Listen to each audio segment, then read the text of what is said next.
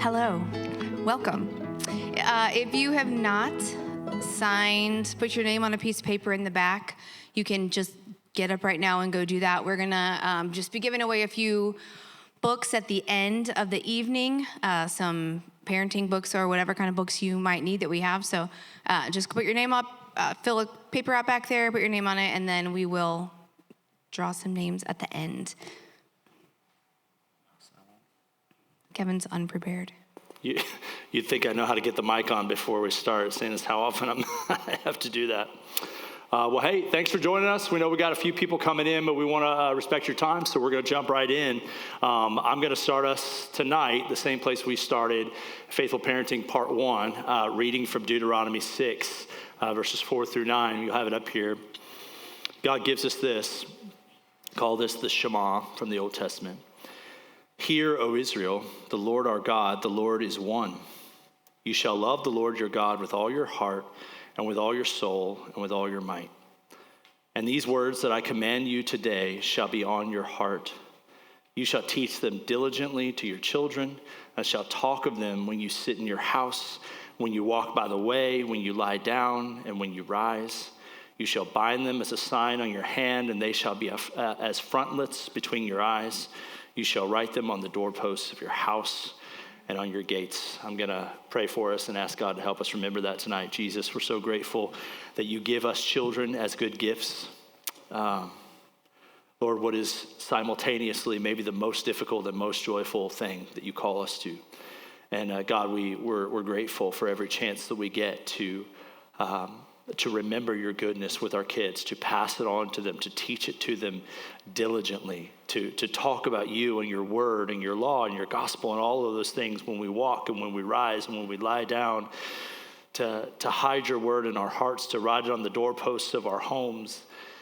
God, we're grateful for that, but God, we know it's very difficult. And so as we talk about parenting tonight, as we share and as we answer questions and as we look at your word, God, I pray that you would give us encouragement, that you would strengthen us for the task, God. And if we're weary, if we're on the verge of simply giving up or bailing on it entirely, God, you would strengthen us, you would encourage us, you would fill us with joy in the task of parenting. God, we pray these things in your name. Amen. All right, hey, so I want to recap kind of like the big idea, like the four categories of parenting that we kind of broke it down into last time that we met, right? These are kind of like the way we start. We're actually going to answer one of the questions that we got tonight by really going through all these, but really we start with foundation, right? The foundation for healthy parenting is a healthy relationship with Jesus and a healthy marriage. I know we've got single parents, and I know that sometimes just isn't a possibility, but if that is a possibility, that's really the foundation, right? We begin there. Once we've set that foundation, then we are creating culture. This is culture creation. We create a culture of order, of love, of respect, and discipleship. These are the things that are important as we're setting what it looks like to live as part of our families. And then instruction, again, Proverbs 22:6, train a child up in the way he should go. Even when he's old, he will not depart from it. This is, we're called to give our kids the instruction that they need in order to go and honor the Lord and live in this world. And discipline, again, the goal of discipline is transformation of the heart. We're called both to instruction and discipline in the New Testament especially. So we're going to jump right into some of these questions. Am I forgetting anything? Well, we're gonna jump into the questions. We're gonna talk about all these things, but just kind of a caveat, I guess. These are broad questions, and so we're going to have to answer them broadly, and you might find yourself saying, okay, but I already tried that, or but what about this, or what about that? And so we just want to encourage you. These are principles that we're going to try to give you and explain, but this is why you need community, and to find someone, to find a mentor, to find someone who you can bounce ideas off of and who can show you your blind spots and say, hey, think about this, or what about that? So don't be discouraged if you don't hear like a specific point that you're hoping to hear. Just take the principles and then go find someone you can apply them with. Yeah. Also, if you weren't here for part one, we said this, so I'll say it again. We are not experts. We're not We don't have degrees in this. We're not writing a book. There's not a book out there you can buy that we wrote or anything. And also for years and years and years, I rejected the possibility of doing something like this because I didn't want to put my kids under a microscope. I need you to know that my children are not perfect, that you should not compare your kids to mine, and you shouldn't compare yourselves as parents to us. Man, we're just like you. We're just people trying to raise our kids in the Lord, trying to give them the things that we think that they need, and trying to pass on the convictions that the Lord has given us and gospel them and love them and provide for them and do all of those things. And more than anything, we want to encourage you as parents, and we want to answer your questions as best we can. I get it all? Yeah. So these are all questions that people have submitted through the app that they wanted us to tackle. Okay, so first question here, parents newer to Christianity. We have raised our children non-religious. Now that we have converted, how do we bring our children to God without pushing them? You want to start? Yeah, I mean, the first thing I would say is that there is hope.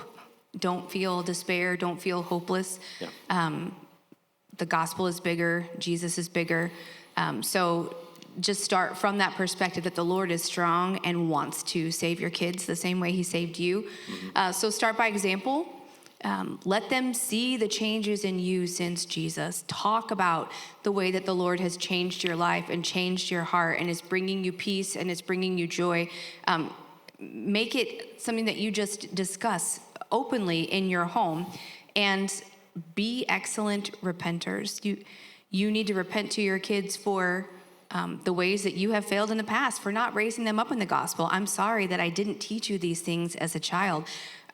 Apologize, repent, and say repentance means turning. So I am turning from that, and I am going to walk towards Jesus, and I'm going to try to show you that every step of the way. And then just also be excellent repenters in life, right? You're going to blow it over and over again. Yeah. And so just make sure that you are confessing, admitting that to your kids, not trying to make them see this facade as this perfect parent. Now that you follow Jesus, that's not reality. So just be a really good repenter. Yeah, I mean, and that's the fruit of the Spirit at work in us, right? I mean, it's one thing to tell your kids, hey, we're following Jesus now. It's another thing to show them, like, hey, this is what the Lord is doing in my life right now, and I want to lead you in that. I want you to see that. Talk about the Bible in your home. Let it be a part of like your everyday life and decision making, and that can feel like a jarring new thing. If you've raised your kids up in a not a Christian atmosphere, and then all of a sudden you've come to know Jesus, that's going to change right away, right? And it should change right away. Tell your kids the truth about the gospel and what you've learned. It's okay. I mean, this is really important. It's okay to require them to come to church with you. I think that's okay. Because that's now the culture of your home, but you can't require them to believe. I would, if you're in that situation, I would encourage you, don't have a family meeting and go, all right, we're all Christians now.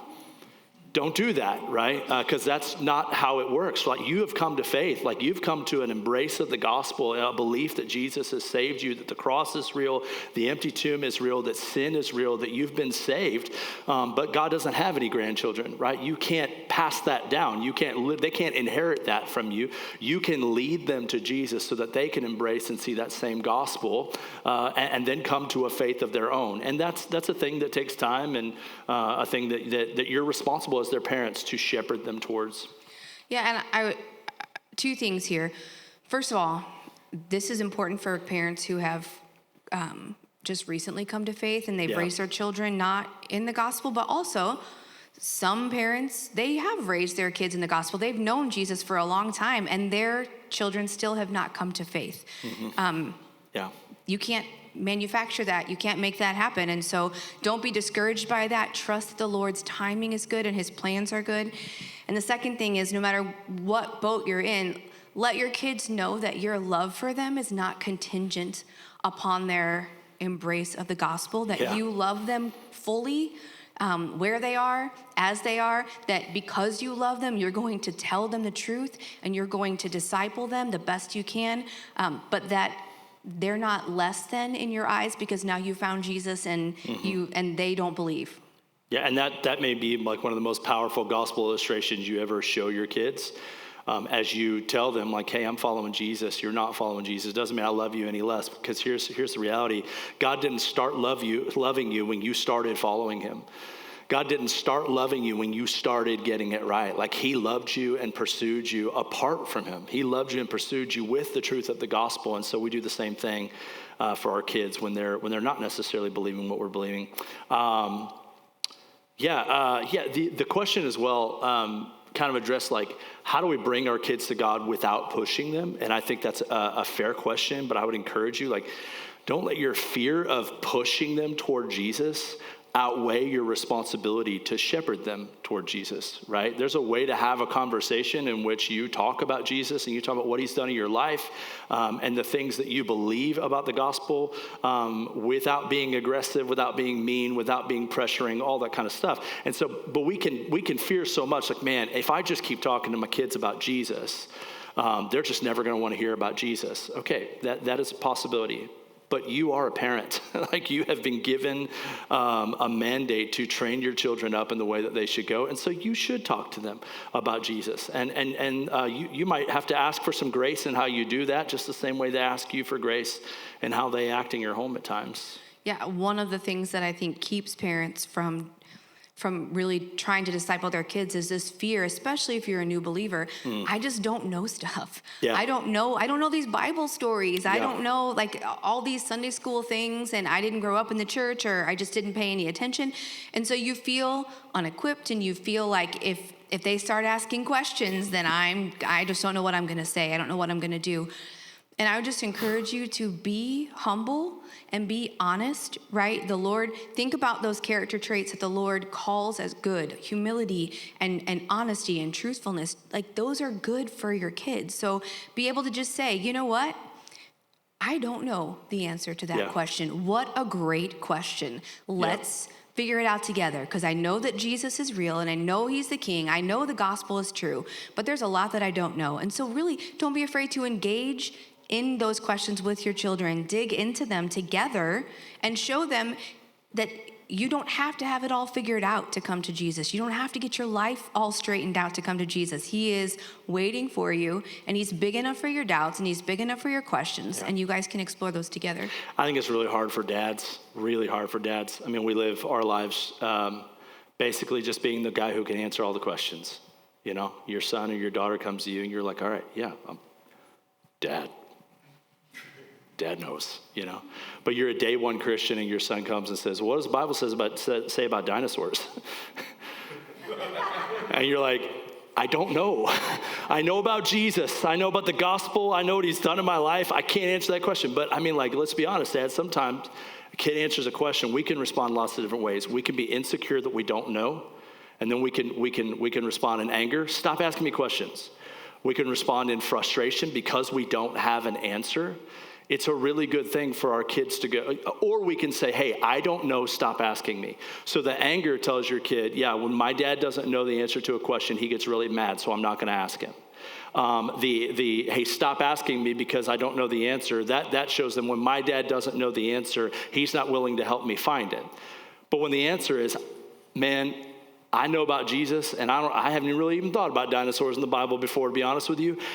Let's figure it out together, man. Like, let's set some time aside and let's take an hour and let's study that. And then your kids go, okay, my dad has a faith that is not perfectly informed. He doesn't have all the answers, but he's got a faith and he's willing to share it with me. And he's willing to help me find answers to the questions that I have.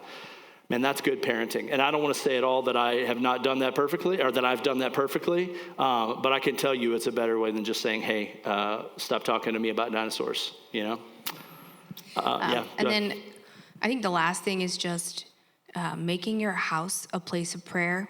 Yeah. That you are, this is back to foundation, that you are coming to the Father daily and asking him to save your kids and asking him to give you wisdom and direction and words to say and patience when they don't respond how you wish they would respond, that you have to be someone who prays, and that you are also demonstrating that with your kids, praying for them, praying with them, praying over them, finding showing them that when you are anxious, when there's health things going on or family drama or finances are hard, that they see you going to your good Father and trusting him. And that when they have things, when they have that big test and they're just so worried about it, or when they have a friend who's just been unkind and they don't know where the relationship is or whatever it is, that you go to the Lord with them and for them and say, hey, I'm just going to pray for you now.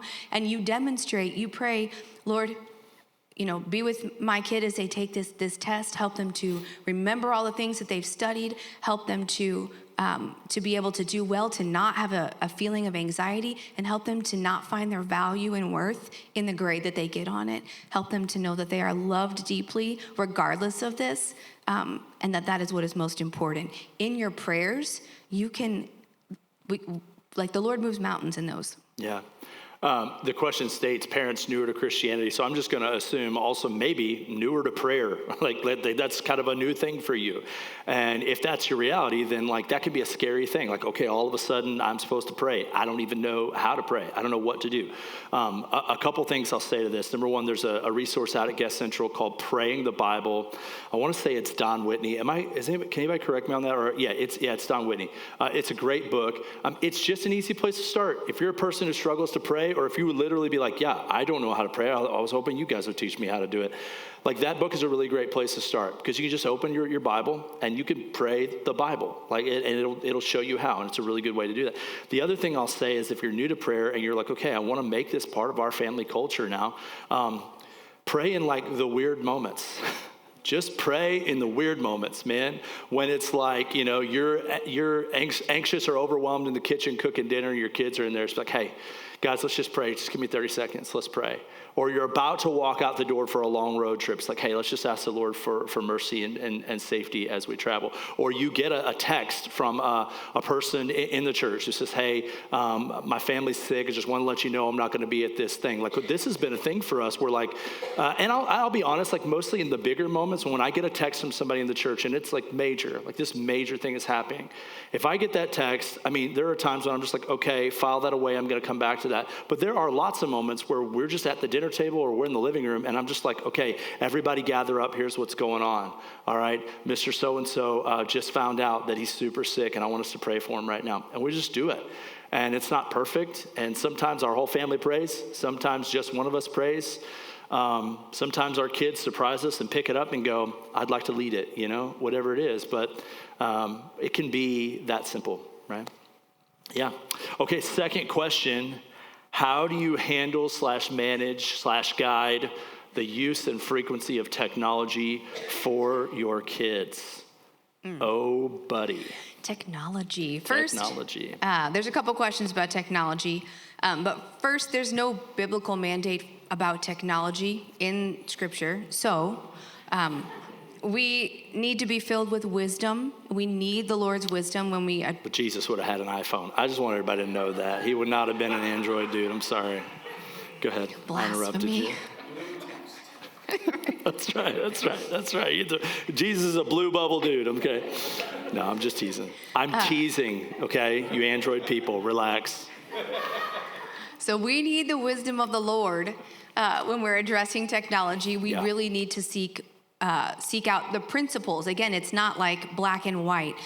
So what does Scripture teach us? We need his wisdom. And we also need to be filled with grace towards other people who don't manage technology the same exact way that we do, because there is room for people who love Jesus and follow Jesus to do things differently. So that's the first thing. Yeah, I'd say that technology, it's important that we understand it falls under the category of things that can be enjoyable, but also things that can be harmful. And that's a lot of things that your kids are going to encounter. That's dating, that's food, that's playing outside in maybe a riskier way than you might normally do.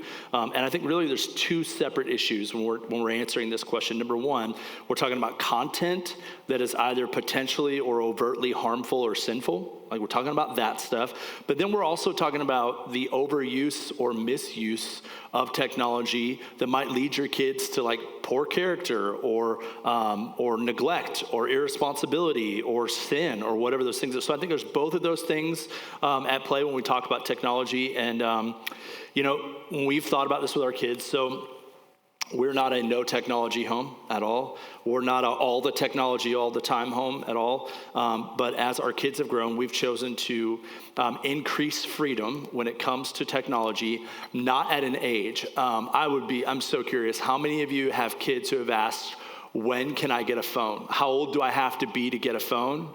Okay, a lot, okay? My answer to that is never a number, never an age. It's not that, right? I'm looking for maturity. I'm looking for responsibility. I'm looking to see that you're kind of growing up into the kind of responsibility that it takes to have this little rectangle of information that gives you access to the entire world. Right? That's what I'm asking, right? And so right now, I don't want to embarrass him, but one of our children is like, when can I get a phone? When can I get a phone? It's the same answer every time.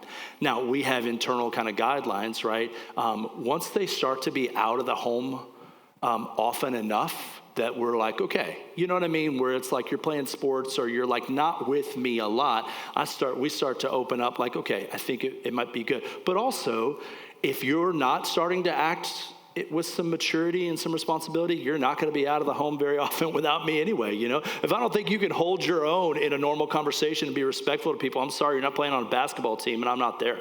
You know, I'm not going to give you to another adult and say, well, I hope he does well for you. You know, we're not going to do that, right?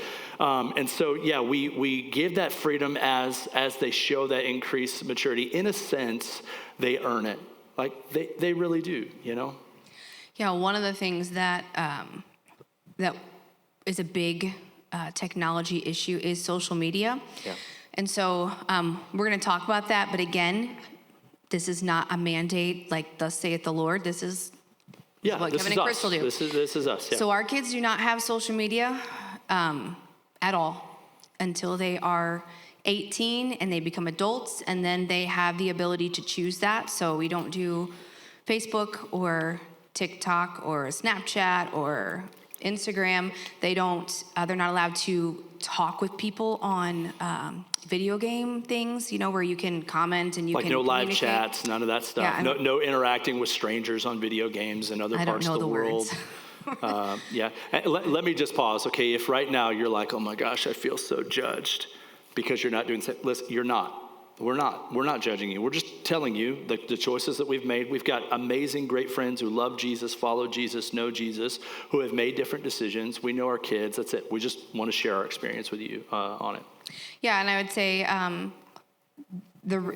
our reasoning behind it, the reason we choose not to do that is because for us, we see just more potential damage, heartache that can come from that. When kids whose brains are not fully developed, who can't really process 10 to 15 years out from now, the things that I'm looking at and the things that I'm saying now, the comments that I'm making on someone else's post that I can literally never take back. Yeah.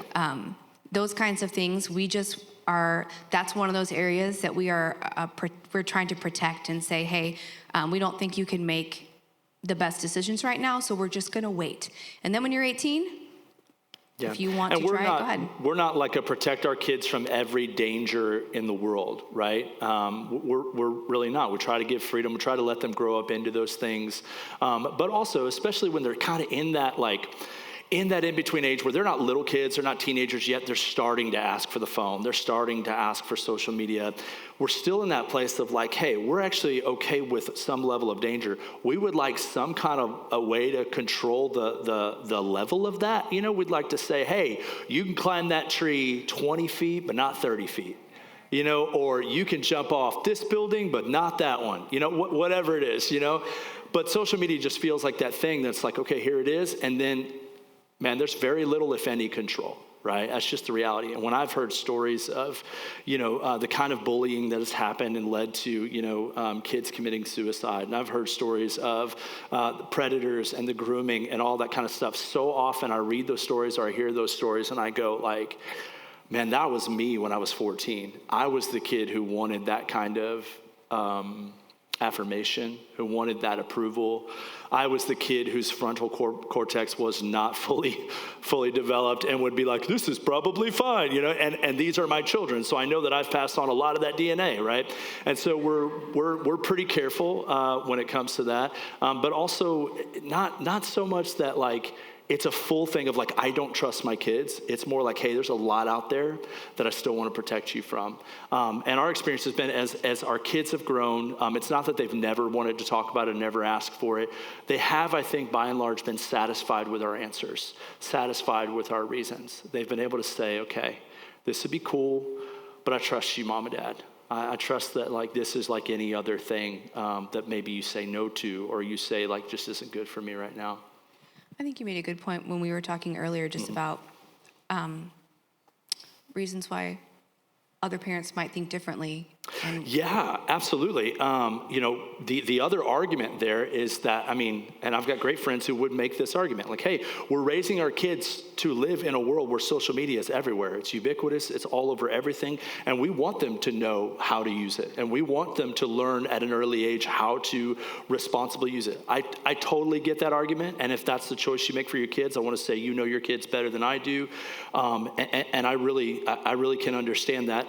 From my perspective, there's a lot of things that would fall into that category for me. We're raising our kids to live in a world where a lot of things exist. I just think some of those things, it's a little early to establish an actual relationship with it. And I've also seen, like now we have a 20-year-old and a 19-year-old and an 18-year-old. I've seen that like we've held back some of those things and they've grown and matured and gotten the ability to like have discernment and really make good decisions.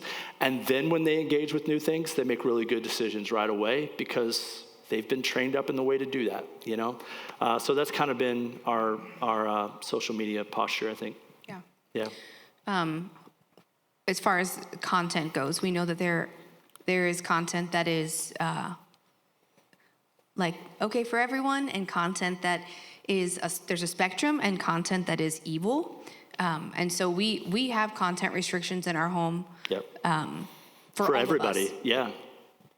Yeah, no, I wasn't taking it for it. Yeah, for everybody. I mean, even for me, like there are things that I just will not watch. There are things that we have established rules in our home. Like every member of my family knows that like if a show or a movie's got nudity in it, like it's just not going to happen. It will not be on a screen in our home. We just think that's a line we have to draw, and we're not gonna pass that.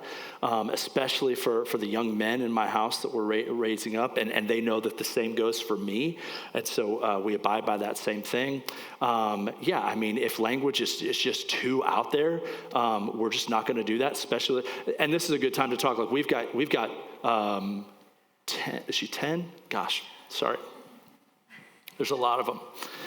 We've got a 10-year-old up to a 20-year-old. So like, there's a spectrum of what's appropriate and what's going to work and what's not, right? So our three older boys are 20, 19, 18, so obviously they're close together.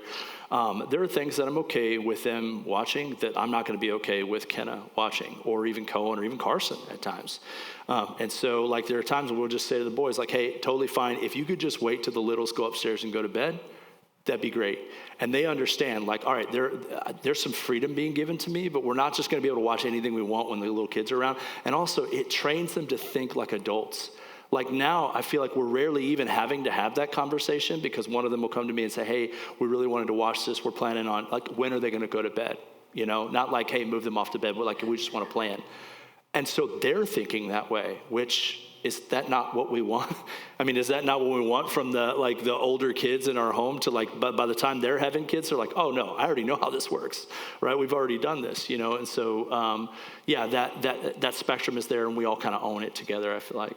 Yeah, and as far as different kinds of technology or Content, thank you. Yeah.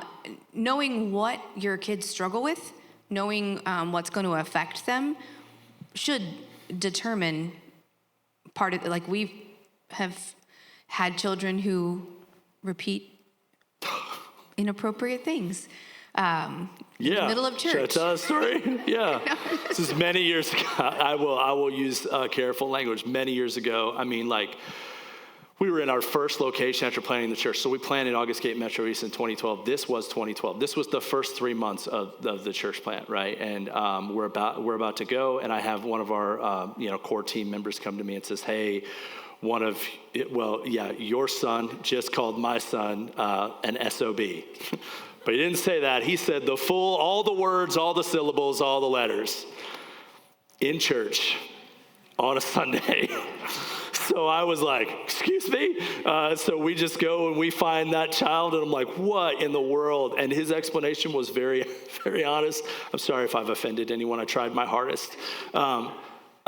He was very honest. Like they had been watching this G.I. Joe movie right before church. We're meeting at 5 p.m. I'm getting ready. She's getting ready. They're all plopped down on the couch. A movie's on. We were not paying attention. We're not paying attention to what's on at all, right? And G.I. Joe or somebody in the movie just dropped that one. And so he came to church and was like, "Can't wait to call somebody this." We were embarrassed, we apologized, but it goes farther than that. You got to go, okay, that child, at least at this point, probably none of our children, but definitely that child, he's going to repeat what he hears on TV. So we make the decision, right? We're just like, all right, if it's got language for you right now, that's not it. But he's probably 5 or 6. I don't want him to get to 18, and for the last 13 years, we've been telling the story of how he repeats anything he hears on TV. No. We want him to mature. We want to disciple him toward that point where he can hear something and go, "Yeah, I'm not saying that," right? Okay, but that's not going to be part of my language, right? And so we're discipling them and training them up in that. So, those boundaries. Yeah, we should talk about tech boundaries in our home, like devices particularly. They stay in open spaces. Computers stay in open spaces. Phones stay in open spaces. No devices behind closed doors. Including the bathroom. Parents, if you haven't thought about that, think about that, right? I know it can be awkward to be like, "Do you have your phone in there?" I get that. I know that. Don't do that. Have the conversation before. Sit down, have the family meeting, say, "Hey, listen, this is the deal, right? I don't want you in the bathroom with your phone. I don't want you behind closed doors with a device." Our kids drop their phones off, and the kids who have phones, they drop their phones in our room at night. And that might feel super tight to you and super strict. And to be honest, in comparison to most people I talk to, it is. I know that. Here's the deal. Here's the conversation. Here's how it's gone, right? I've gone to my boys and to Carson, who now has a phone. I've said, here's the thing, right? Again, we have to be honest about what this is. It is a portal, a gateway to everything that exists in the world, the good and the bad, right? It's hard enough to manage this in a holy way when anybody could be over your shoulder. That's hard. But at night when mom and dad are asleep, the house is quiet, nobody's going to be looking over your shoulder. Let's just be honest. That temptation grows and grows and grows, right? And I do want them to mature in that, but I think for now, the best thing is to just remove that temptation. So especially with our boys, the conversation, and with Carson, but the conversation was, "Hey, listen, this is not me saying you're some terrible kid who can't be trusted. This is not me saying you've done something." In fact, this policy was instituted not in response to anything that any of our kids did. It was just a moment where I was like, all right, I think this is a matter of protection. I think we should protect our kids in this. And so we have this conversation. When we go to bed at the same time, when they're done, the littles go to bed at a certain time. The older kids get to stay up later. We don't have super early bedtime, so they've got time to be on their phone. And then they come and they drop it, and they come and they pick it up in the morning. I was absolutely shocked at how well our kids took that policy. They weren't like, "How dare you?" They weren't like, "What did I do?" They weren't like, "You don't trust me and I'm going to make your life terrible because of this." They were just like, "You know what? I understand it," And so that's been a thing that has been really present for years in our home. Yeah, and continued. As our kids become adults, that is less, we don't require the same things. You have to learn to let go and give those freedoms. But man, until they reach that age, you have to protect them and still keep talking, even when they're grown. Everyone needs community. Everyone needs that. Another way that we support that, I think, is that we abide by the same thing, right? We're not up till 3:00 in the morning on our phones. I don't go to bed with my wife, take our kids' phones, and then I go downstairs and I play on my phone or play on the computer in isolation. I don't do that. I don't want her to worry. I don't want my kids to see that being a routine and a reality. And so we just don't do that, right? We want to set a good example for our kids. Another thing, just open conversations. We're talking about, how to handle all this. Open conversations about the hardest things with your kids. Open conversations about temptation, about how technology affects that. Open conversations about pornography, especially if you've got young men in the home. Their expectation should be that if they come and confess to you that they're struggling with that they've sinned in that way, their expectation should be, this should be communicated to them, that you will love them well, that you will help them put their sin to death, that you will help them to walk in the light, that you will forgive them, and you will bear that burden with them. If they understand that, it's going to be a lot easier for them to come and have that really hard conversation. Yeah, and one thing that is really hard that I would say is very important is you can't be afraid to make it awkward. You cannot be afraid to ask pointed, hard questions with your kids, to ask them, have you looked at pornography? Have you seen anything that you shouldn't be seeing? Have you been commenting on something that you're not supposed, whatever it is, if you have social media, like it might look different for you, but you can't be afraid of, oh my gosh, this is gonna feel so cringy, so weird. Yes, it will, and it doesn't matter. We don't get a pass just because things are hard or awkward. You have to run into the storm. Yet those questions are so much different and so much better than anything you want to tell me. Nope. Do you know what I mean? Anything you want to tell me? Then it's like, yeah, you haven't really asked a question. Hey, I want to take it. Come on. Christina, it's okay. It's okay. How often do you guys check those devices? Yeah. So it varies season to season.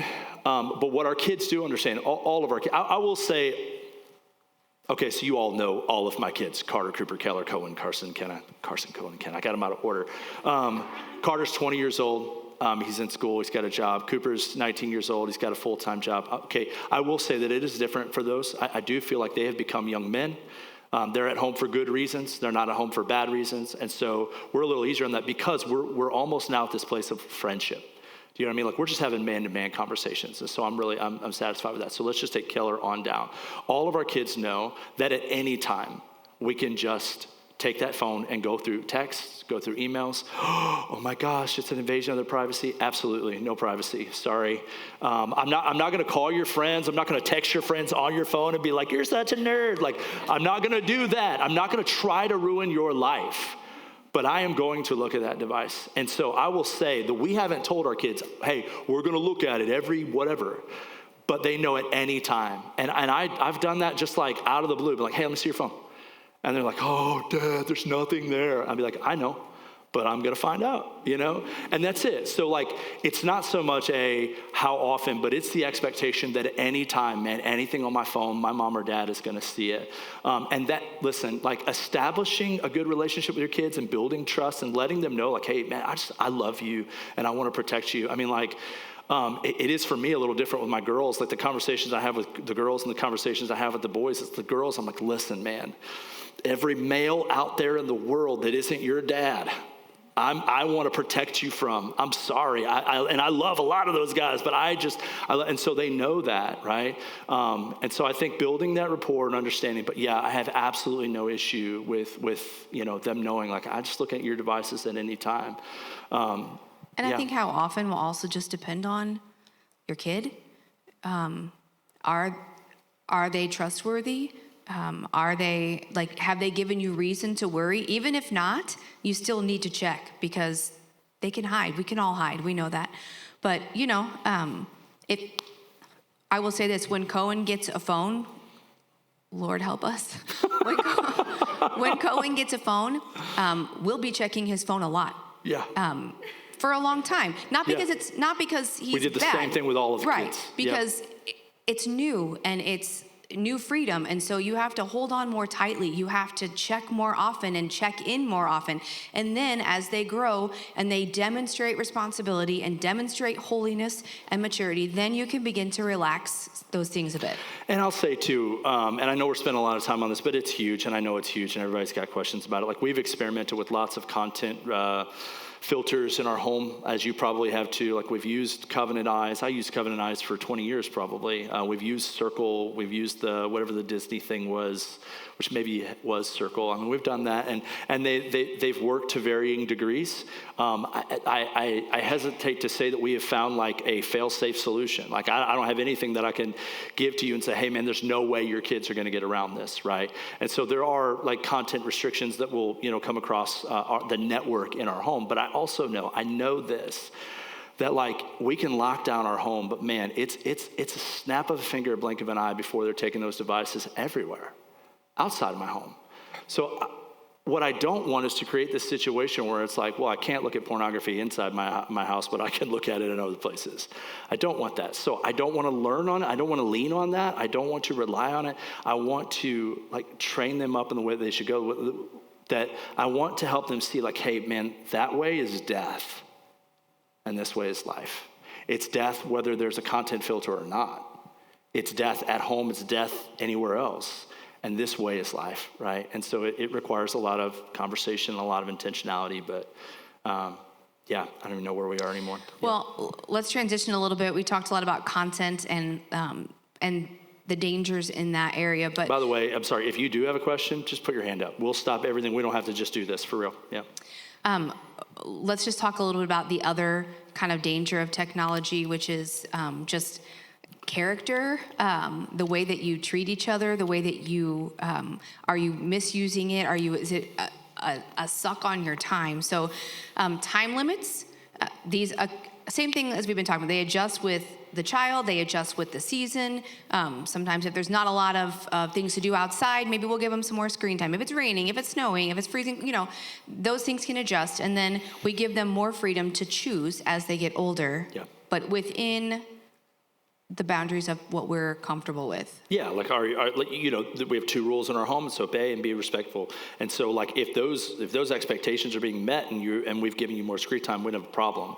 But if that screen time or those devices or whatever begin to cause you to just kind of like live outside of that circle of blessing, then we're going to talk about that. Because remember, like we're not just trying to get our kids to do the right things and not do the wrong things. We're actually trying to make disciples in our homes. And so when it comes to technology and screen time and all that kind of stuff, limits are important because we're helping them to set those boundaries for themselves. At this point, like I think Carter's at the point where like he just never plays video games. I don't know when it happened because that hasn't always been the case, but at one point I realized like he's always studying and not playing video games. I think he got to the point where it's like, yeah, I cannot do that and do this thing. This is what we want, right? And this is what I hope for all of them as they grow up, for sure. Yeah, one thing that's helpful in this, that's been helpful in my home, and we're already talking about it with Summer, and my kids are like, Mom, I don't want to talk about this. Yeah. But things that need to be accomplished before screen time happens, right? So all of your school, all of your chores, all of the things, if there's extra reading that you want them to get done, if there's practicing piano or whatever they're doing, like you need to have a set thing and let them know that this is extra. This is a privilege. And so these are the things that you must accomplish first. And that needs to be very clear. Otherwise, every day you're going to be like, but did you do, well, stop this. And it's going to be a fight. Have that family meeting and set those expectations. These are the things that must be done before you even come and ask me, can I play a video game? Can I watch a movie or whatever it is? And that way, it's clear from the jump. Yeah, you want to get to that point where your kid's coming into your room and saying, hey, I made my bed, I finished my math, and I did the dishes. May I have screen time now? That way they're already thinking like, okay, these are the things that I have to get done, right? If you communicate that enough, they're just going to like reach for those goals and do it, And as you have these discussions, consider involving your kids in these discussions, especially the older ones. If you ask your kids, how much time do you think a responsible young person should be spending on a screen each day? They are almost certainly going to say lower than you think. They're probably going to say lower than they are already doing, and maybe even lower than you would, because they don't want to seem irresponsible. So if you invite them into that. It's one of those old parenting tricks. Like, what do you think? They say 30 minutes, and you're like, sold. Got it.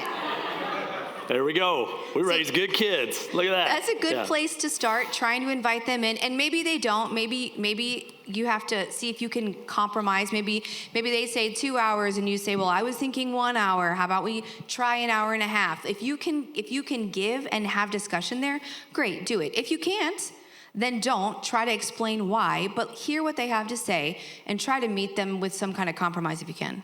Yeah, and don't be afraid to lead with a yes too. I'm not a gamer. I was a gamer like most kids my age and teenagers my age. It just reached a point where it just kind of lost its interest for me. But occasionally my kids are like, hey, you want to play this game with me? Like we got a Wii. And I was like, that's more my speed. Once we got the Xbox, I was like, there's too many buttons. Like what's going on?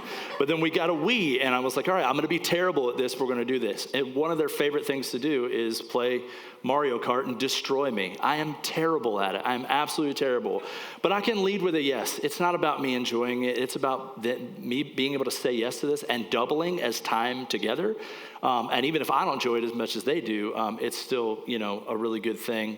But also I would say, like, if technology becomes a source of sin, if they, and I'm really talking about siblings now, right? So brother, sister, they're both playing a game.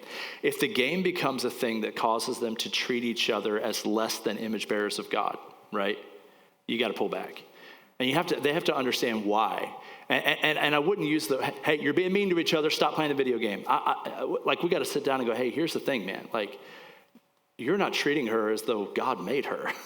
You're not treating her with kindness and love and gentleness and patience, these fruits of the Spirit, you're not doing that. So we got to pull this back, right? And maybe it's for a while, maybe it's for a long while, but that's, did I jump ahead? No, you're fine. Sorry, okay, great. Yeah, I mean, honestly, I think this is where we see a lot of the problems with the technology, sibling conflicts, or laziness, irritability. They're playing and they don't want to stop what they're doing on their, I'm in the middle of a game, and you get that kind of attitude. That's where I would step in and address it and say, listen, we will not have the technology. We'll put the video games away. We will put the tablets away, whatever it is. We will not have this if it's causing you to sin. And so, I mean, especially with... I'm going to move us to the next question because it's very, very similar and it's just kind of the same topic. So Great. What are healthy, realistic boundaries for screen time and gaming for teens specifically? And how can we enforce them without constant conflict? So the first thing, as Crystal said a second ago, involve them in the discussion. Try to come to a consensus if possible. Honor whatever maturity you've seen in them. And if there's been no maturity, then maybe, involve them in the discussion at a lesser level. But as I say that, it doesn't mean you're giving away your authority, right? You're not giving the decision to them. It does mean that you're using it graciously and generously. Talk about the kind of men and women they want to become, right? Like, if your kid's like, yeah, I want to be a physicist. I mean, the question might be, do you think you can be a physicist and play Call of Duty 7 hours a day? Is it going to work? I just want to help you become like what the Lord has made you to be. Is that going to work? I mean, those kinds of conversations are mature and they're healthy. It's good to have with your kids. Yeah, I mean, I think the occasional conflict is fine. If you're not always going to agree, and that's fine. If you're like, they think one thing, you think another, have those discussions. Don't be afraid of that. Don't be annoyed when they disagree, as long as they're doing it respectfully. But if you find yourself constantly battling this, then it's probably time to just take it away for a while, honestly. These things are not a right. They are a privilege. And you don't have to give your kids time to play video games. If you find, and this is where I do this with my kids all the time. If they're playing a game or they're watching something, and I say, hey, I need you to pause that and go feed the dog. The dog hasn't been fed today. They're really pretty good about that now. Yep, just either they'll say, can I have 1 minute to finish this? And I say yes or no. Right? Or they'll get up and do it right away. If they don't, if there's arguing or if they delay that, then it's like, hey, you're done for the day. We're not going back to that because you're not the expectation's capable. Already been set. Yeah, and well. you're showing that you're not capable of handling this thing and honoring Jesus at the same time. Yes, screens and games are not a right. they are a privilege. Like, say it over and over and over and over and over.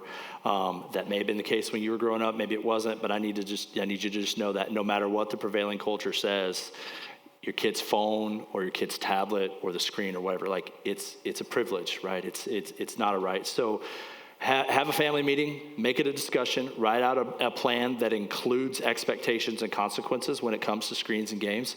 Make sure that you, mom and dad, are good with it, not just that your kids are good with it. But those expectations should include like their attitude while they're doing it, time limits, content restrictions, what's okay and what's not. And consequences should include a clear plan for discipline if those expectations aren't met, right? If you just follow that plan, you can make it clear that mom and dad can veto or interrupt screen time at any time. Like you were just saying, there are gonna be times where it's like, hey, I gave you an hour, I need you to stop, and I need you to do this thing instead. That's just life, right? I mean, that's just being at home, you know? Again, it's a privilege, not a right.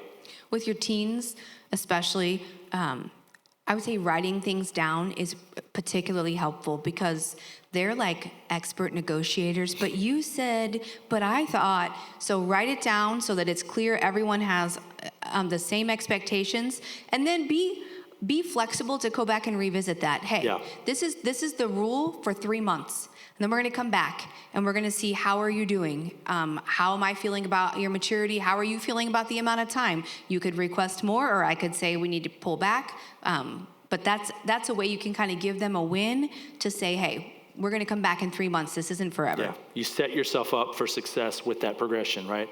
A plan sets expectations, which then allows you to give instruction about what I want you to do and not do, which in turn allows you to discipline when necessary because those expectations and instructions have been given, right? There's no surprise. There's no lack of understanding. We had a family meeting. We got on the same page.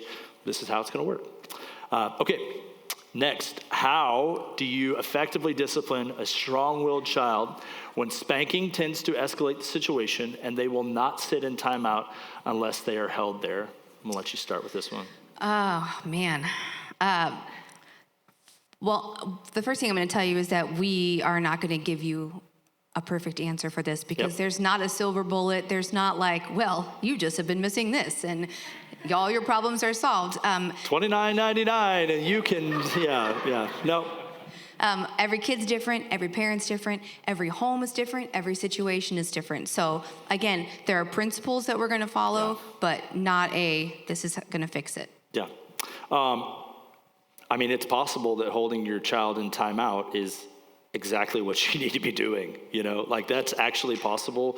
And I would say like, if you do that, be careful to just measure whether or not like you holding them there. I mean, like if the instruction that you've given is do this and the consequence that you've communicated is, hey, you're going to be in timeout, they go to timeout and they just won't stay in timeout, right? And so you want to be consistent. You want them to stay there. It may be a situation where you just need to keep them there, like actually keep them there. But I would also say, be careful to measure whether or not you keeping them there is actually enabling the behavior. If what they really wanted was more time with you, that's not going to work. You know what I mean? It's like, yeah, my mom told me not to do this, and every time I do that, she hangs out with me. You know, this is so great, right? So you have to be careful to measure that. Yeah, go ahead. Can I give a recommendation? Yeah, come on. If they have a favorite toy or something that is just their favorite thing, you can then say, okay, this is your opportunity. Either you can obey mom or I'm taking Stuffy for the rest of the day. Yeah. That's something that works. Because you're fully in control of that. Right. That's really, On par, what's their favorite thing? Yeah. And that's I think that's a step that a lot, especially young parents, they don't make that leap. Like they settle on a consequence and then it doesn't work. And instead of going, okay, the problem is actually my consequence, it's not enforceable, or the consequence it's just not always applicable. Like this doesn't work.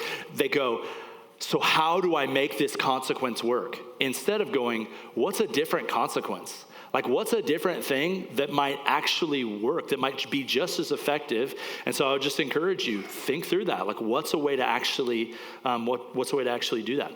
Yeah, I mean, I think if you're going to make time out the consequence, you have to make sure that you have the time and the bandwidth and all the things that you need to make that actually work. Yeah. But, and sometimes that's what you need to do. But a lot of times there is a simpler way, taking something away. That is long-term parenting. What you're probably going to end up doing a lot. It's going to end up being a toy or a stuffy. It's going to, or start there. It's going to end up being the phone, or it's going to end up being the car, or whatever. Yeah. You know, like that's a pretty reliable method of discipline. But I will say sometimes, you know, this question's about like escalating the situation. Yeah.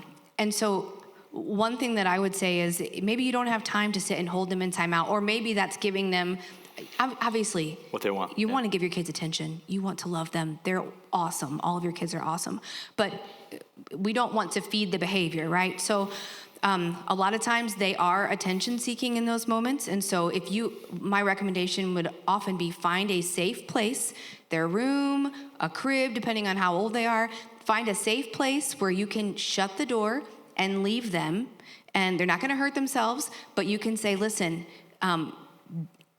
for example, if you took something that they wanted and they hit you, okay, that would be, in my family, a spankable offense. If you hit mom, you're going to get a spanking. But if I'm trying to talk to them and they're just screeching and throwing a fit, I can't really have that discussion. So I would say, okay, I'm going to put you in your room, and you will stay there until you calm down and stop screaming, and then we're going to talk about hitting mom, and you'll have discipline for that.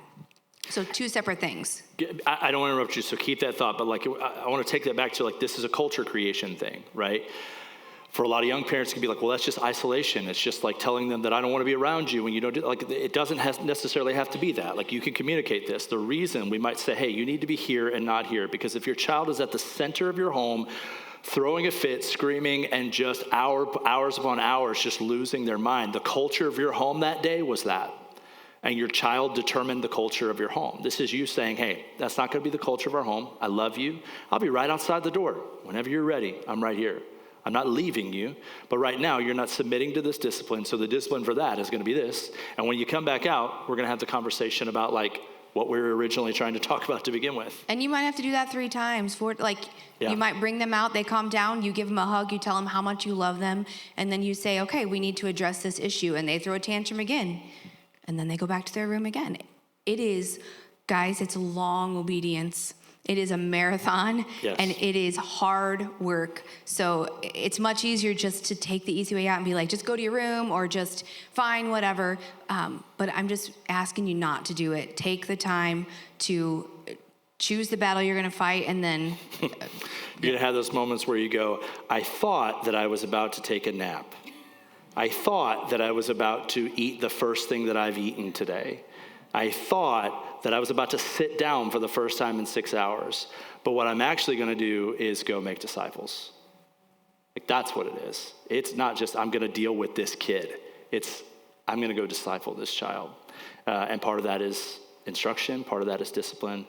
And I just want to hit on this. Like the goal is not to use a certain method of discipline, right? Like, I don't have a problem with this at all. If somebody's like, hey, spanking tends to escalate the situation, I'm not going to look at that parent and go, well, you spank them anyway. You know, I'm not going to do that. Like, sometimes that's just not the right thing to do, and it doesn't work. And sometimes it will escalate the situation. I don't think the goal is a certain method of discipline, but it's to ensure that the discipline is effective and that it leads them toward Jesus, that it's negative, that they see like, hey, when I sin against my parents or when I sin against the Lord, like, it's not a good thing. It's death and not life. That it is an unpleasant thing that will steer them back into the loving arms of God and back into the loving arms of mom and dad, and will keep them from establishing the tone of your household. Dave, you had a question, man? Not really a question, but Yeah. something that we learned. Yeah. Major tantrums. Right? Yep.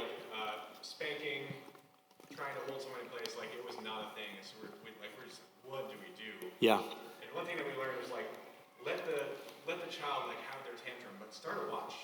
Yeah. And however long that tantrum, whatever it is, takes, then they have to go and like sit in a safe place for that exact amount of time, calm, Yeah. quiet, not doing anything, not interacting. And it's kind of like you're buying that time back. Yeah. And Crystal, like you said, it was like the first couple of times we did this, it was 45 minutes, an hour long, where like Yeah. that individual just had to sit there and do nothing. Yeah. And then we have that conversation, but we're just like, what we were trying to do, and I think it was a social worker or Mandy's sister or any other that taught us this was, like, you're showing them that all this time that they are taking up, they're going to have to give it back at some point. And Yeah. like, it really helped kind of, Yeah. it took a year and a half or so. Yeah. A year and a half of consistency, of not giving up on the method, of not bailing on it because it's hard. I mean, I think this is a place where a lot of parents, I mean, I don't want to use a harsh word like fail, but it is. It really is that. Like, it's just like, man, I just can't do that. Yes, you can. You can. You can for the good of that son or daughter. You can keep walking that road. I mean, yeah, we had a child who was pretty strong-willed, and I want to say for real, it was like 5, 6, 7 years of just like, is this ever going to change? And we had to get to that place where it's like, even if it never changes, this boy is mine, and I love him, and I'm not going to stop trying to lead him to the feet of Jesus and everything that he does, even when he sins, you know. And so consistency is that key. Yeah.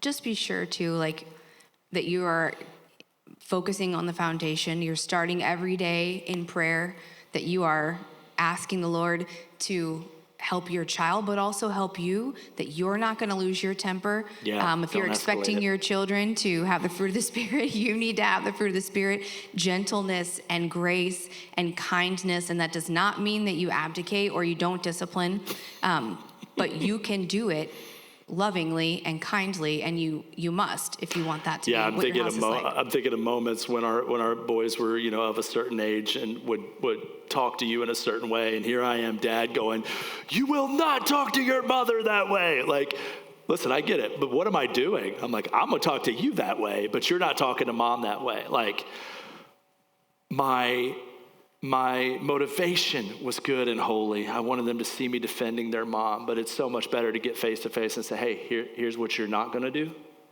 Here's what I'm going to allow and not going to allow. I'm going to talk to you like a man. I'm going to talk to you like a human being. This will not happen. This is not going to happen, right? It's just so much better that way. When you don't escalate and you control your temper, and they see from you, like, actually what he's asking me to do is possible because he's doing it, you know? Yeah, a couple other things. Gosh, I'm going to move through some of this quickly. Well, I just Go wanted ahead. to say one thing. So, again, we talked about this before, but one thing that's really helpful in these situations is, again, in that low emotion setting, before there's a problem and everything's totally fine, sit down and just have a conversation about, hey, this is what I notice. This is what I see happen sometimes. So let's make a plan together. When I start to see, and this obviously varies with the age of your kid, when I start to see you get like frustrated, like, here, what should I say? Here's some things that I might say. I might say, hey, it looks like you're getting angry. Do you need a minute? Do you need a hug? Do you need whatever?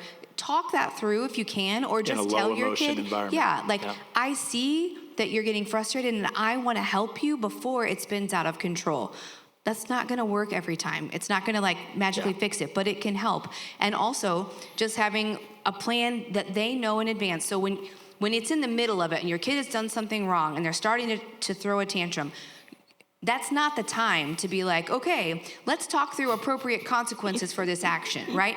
So in that family meeting, in a low emotion setting, say, hey, this is a thing that I notice happens. When this happens, if I'm trying to discipline you for something and you start to throw a fit, I'm gonna take you to your room and I'm gonna close the door and you will not come out until you have calmed down, or whatever it is that you decide to do.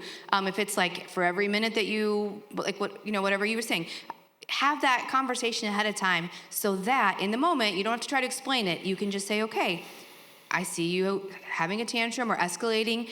This is what you're doing. I'm taking you to your room. And they're going to be mad about it, but they'll understand. Yeah. A couple things here just to encourage you. Sometimes the thing that is not working is the thing that you need to keep doing, right? It just is. It may just be the right thing, right? You might be doing everything right and the road is long. It just is. It's just long. So be encouraged. Discipline is not about getting them to do this or not do that. It's about making disciples, right? It's about shepherding their hearts and leading them back to Jesus when they choose to run in the other direction. And the other thing is encourage them. When we think about, like, if you've got a strong-willed child or if it's just a very difficult season with a child, man, look for every possible positive thing that you can point out so that your relationship doesn't revolve around only the moments where you're pointing out how terrible they're acting or how sick and tired of disciplining them you are, right? You got to find those moments where you can point out the good things. As mad as you are at your kids sometimes, remember that God's mercies are new every morning for you. And so your mercies need to be new for your kids. That doesn't mean you don't carry over consequences that need to be carried over, but smile at them, hug them, love them, show them that you're happy that they are yours, even if you don't feel like it in the moment, because show them that they can get forgiveness and grace, and they can have a clean slate and a fresh start. Yeah, it's good. All right, I'm gonna move to the next one. Here we go. I have no idea what constitutes a good way to handle or a good consequence or punishment when I am trying to get my child to look at me and her response is to look all around me instead, intentionally. So I can't even get to whatever I was originally going to do, and just waiting for her to look at me feels like she gets to choose when she obeys. I don't want to force her face to look at me. Thoughts? This is the most authentic parenting moment that's ever happened. This is how it actually looks, right? I mean, like there could have been no punctuation in this entire thing and we all would have understood it completely. Like we've all absolutely been here. So this is real. Start with unconditional love and prayer and have the conversation with them if you can. I want you to talk about picking your battles because I know you've been here. Yeah, I mean, so there are different ways you could go with the situation for sure. So one thing I would say is, I might just ask, is this a battle I need to pick? Do I need her to look at me for this discipline to be effective? Yeah. And maybe you say yes, but maybe you say, you know what, that's not really the point. So even if she's looking somewhere else, as long as I can tell that she is paying attention and hearing what I have to say, I think I can go ahead and not make this another battle to fight. So that's maybe the first thing that I would say. Yeah, because that's a huge part of it. Like when we want our kids' eye contact, it is generally, in a situation like that, it is generally because like our thought process is, okay, I'm going to discipline you, but I will not discipline you if you don't understand why. And I need to know that you're paying attention to me to know that you can understand why, right? So really we just want attention. So if they literally just cannot look at you or won't look at you, I mean, there are reasons for that. It might just be, she's being a brat, It might be that there's just a full-on, like, I am disobeying. It might be that it's uncomfortable, like she knows she's in trouble. Like, this is what it feels like when I get in trouble, so I just don't want to make eye contact with anybody. That's a common thing with kids. It might be that eye contact is just hard in those kinds of moments, and so you might just say, hey, repeat back to me what I just said, right, so that I know you're paying attention. Or just the simple, I need verbal acknowledgement. Yeah, right? I mean, or you might say, like, when I take a toy, I lose the toy. Say that back to mommy. And then you, like, if she's able to say it and acknowledge it, maybe it's not a big deal. But maybe it is a big deal to you. And that's fine. If you feel like, especially as kids get older, they can look at you while you discipline them, for sure. And so in that case, again, that would be similar to the previous thing that we discussed where I would say, okay, you're going to go in timeout, you're going to go to your room, and you're going to stay there and do nothing, and we will continue this conversation and the discipline for whatever you did once you're willing to obey and look at me while we have this conversation. So if you are going to require it, then you need to require it, and you need to have a set consequence for when they don't do that. Again, in that low emotion setting, say, hey, whenever there is discipline, sometimes I ask you to look at me and you don't do it.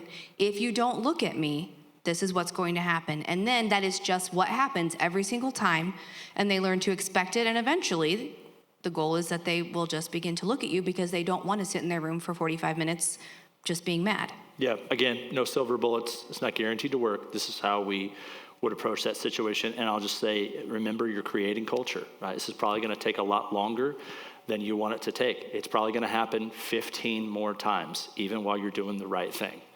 And that's just what it looks like. Next question. How do you manage not to laugh when discipline is happening? I want you to tell your story. So I mean, this is like, haven't we all had these moments? I remember when one of my boys, or one of my girls came to me and said, Mom, just crying, Mom, my brother just said the meanest thing to me. And I was like, okay, what happened. We talked to it, and it was not kind. And so I was going to that brother, and hey, did you say this to your sister? And he was like, yeah, because she just hit me over the head with a cookie sheet. And I mean, like, Not what you would expect. No, not what I expected to hear. And how do you not laugh in a moment like that, right? Yeah, our daughter had just gone WWE on somebody with a cookie sheet. I said, did you in fact hit him with a cookie? Well, yes. But Yes, but I didn't call him anything. Yeah, sometimes things are funny, right? And it's okay to recognize that and be authentic in it. I think it's fun. Like when something's funny, like, you can laugh about it. I would say, like, as parents, tag team if you can. There are moments where it's like, all right, she needs me. I'm going to jump in on that. You know what I mean? Let's go, right? Tag team if you can. Turn away if you have to, if you just don't want them to see you smiling or laughing. Sometimes just take a break and come back to it. You can acknowledge that like one thing can be funny while at the same time another thing is serious. This is a thing that your kids are going to have to know. They're going to have to learn that as adults. So why not teach them now? And then like sometimes just be honest. Like, listen, buddy, I got the giggles because what you just said was so funny. What you just did was so hilarious, but I need you to know that what you did before that was a big deal, and we're not going to ignore it, and it's a serious thing, and we're going to talk about it.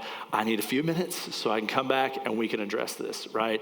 That's not bad parenting. And the one thing that I would say, when you're in the behavior realm, it's easier to laugh, but if you get to the heart level of it, Yeah. I do think it becomes easier when you start focusing on, okay, the way that you spoke to her, I know you were mad or I know whatever, but you were not showing her honor, or you were not showing him honor. You were very unkind and those kinds of discussions, once you get to that place, it's not funny anymore. And Yeah. usually you can contain it. Yeah.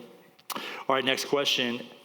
How do you balance being overprotective versus too lenient when it comes to exposure to the world? So example, family, friends who curse.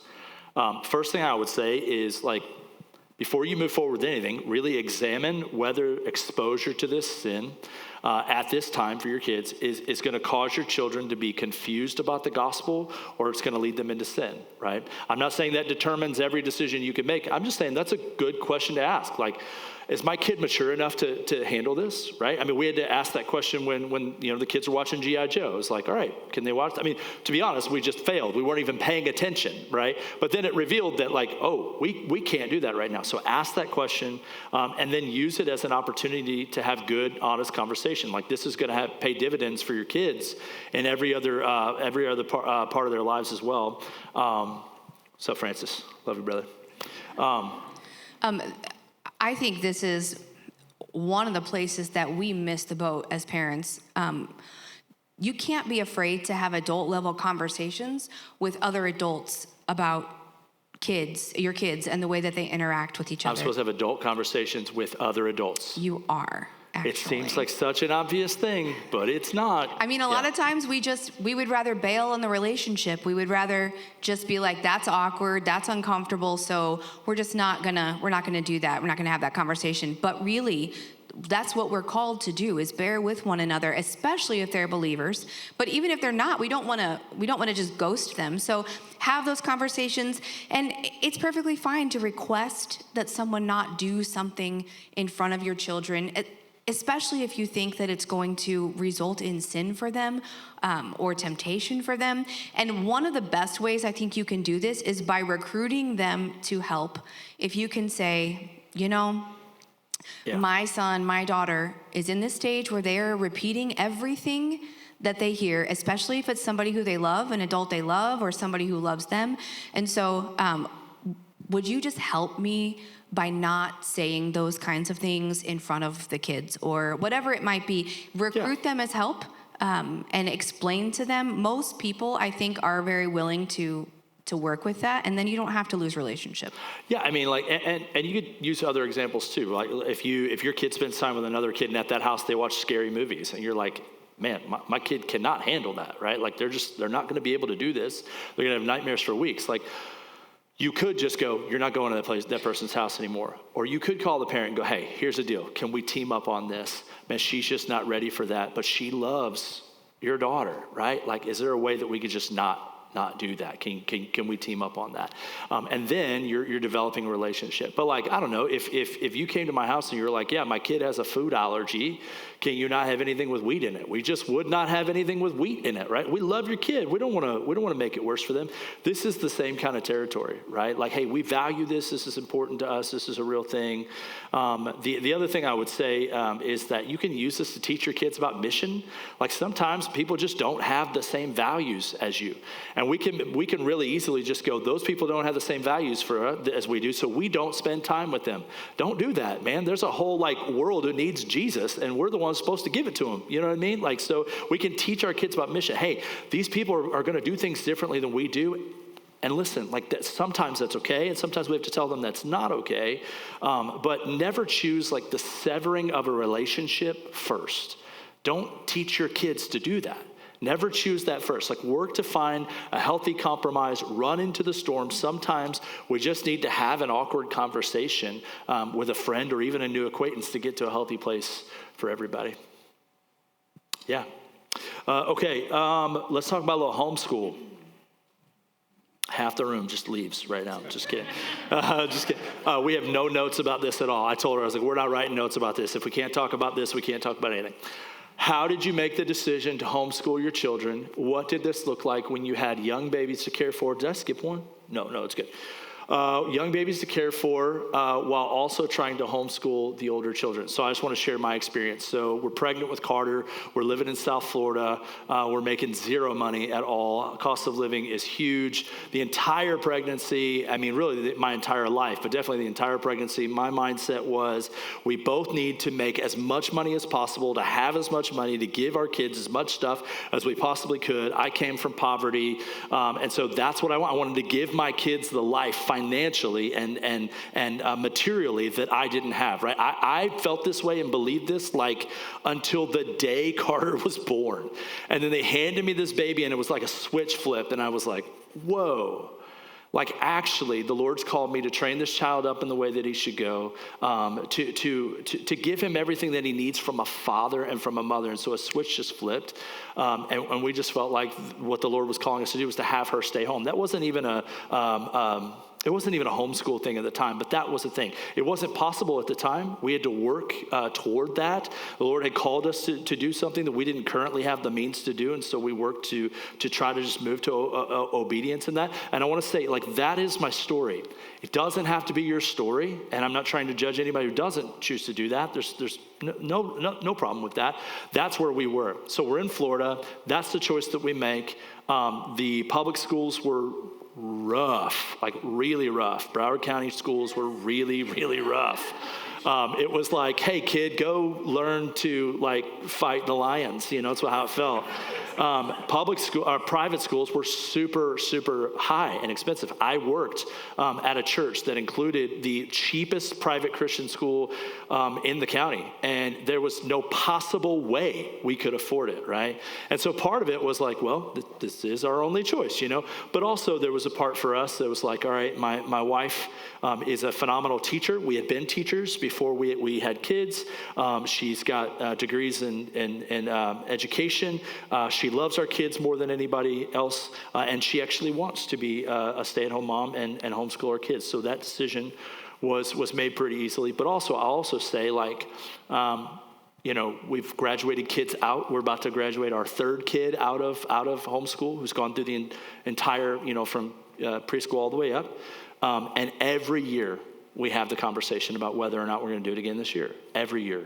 Right? Because we're not those people that are like, well, if you're not homeschooling your kids, you're not raising them right. We ask the question every year. It's just that we've never said no.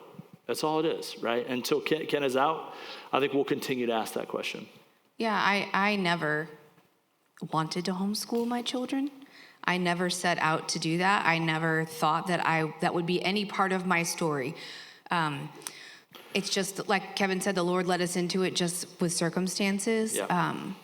And honestly, there have been years that I have just been like, Lord, I can't. I'm I'm stretched so thin, I'm at my wit's end. You know, there's another question about this, which I think we can combine. Like, here, I'll bring it up. How here. did you manage it successfully while maintaining the house and cooking and having babies and being pregnant? And That part was super easy for me. I mean, I don't know. I can't remember it ever being difficult, if I'm being honest with you. The Lord is good. He is kind. It was really hard. Yeah, it was really hard. It is really hard still. But here's what I think. If you're asking the Lord, truly seeking his face, is this what you want me to do? And you feel like the answer is yes. And you take those steps, the Lord will equip you to do what he calls you to do. And if he says, no, I want your kids in public school, then he's going to equip you to raise them up in public school or private school or whatever he's doing. For me, this is the call that he's given to our family. And so I'm just trying to walk in that. And man, I have failed over and over and over again. And you know what? We ate frozen pizza a lot.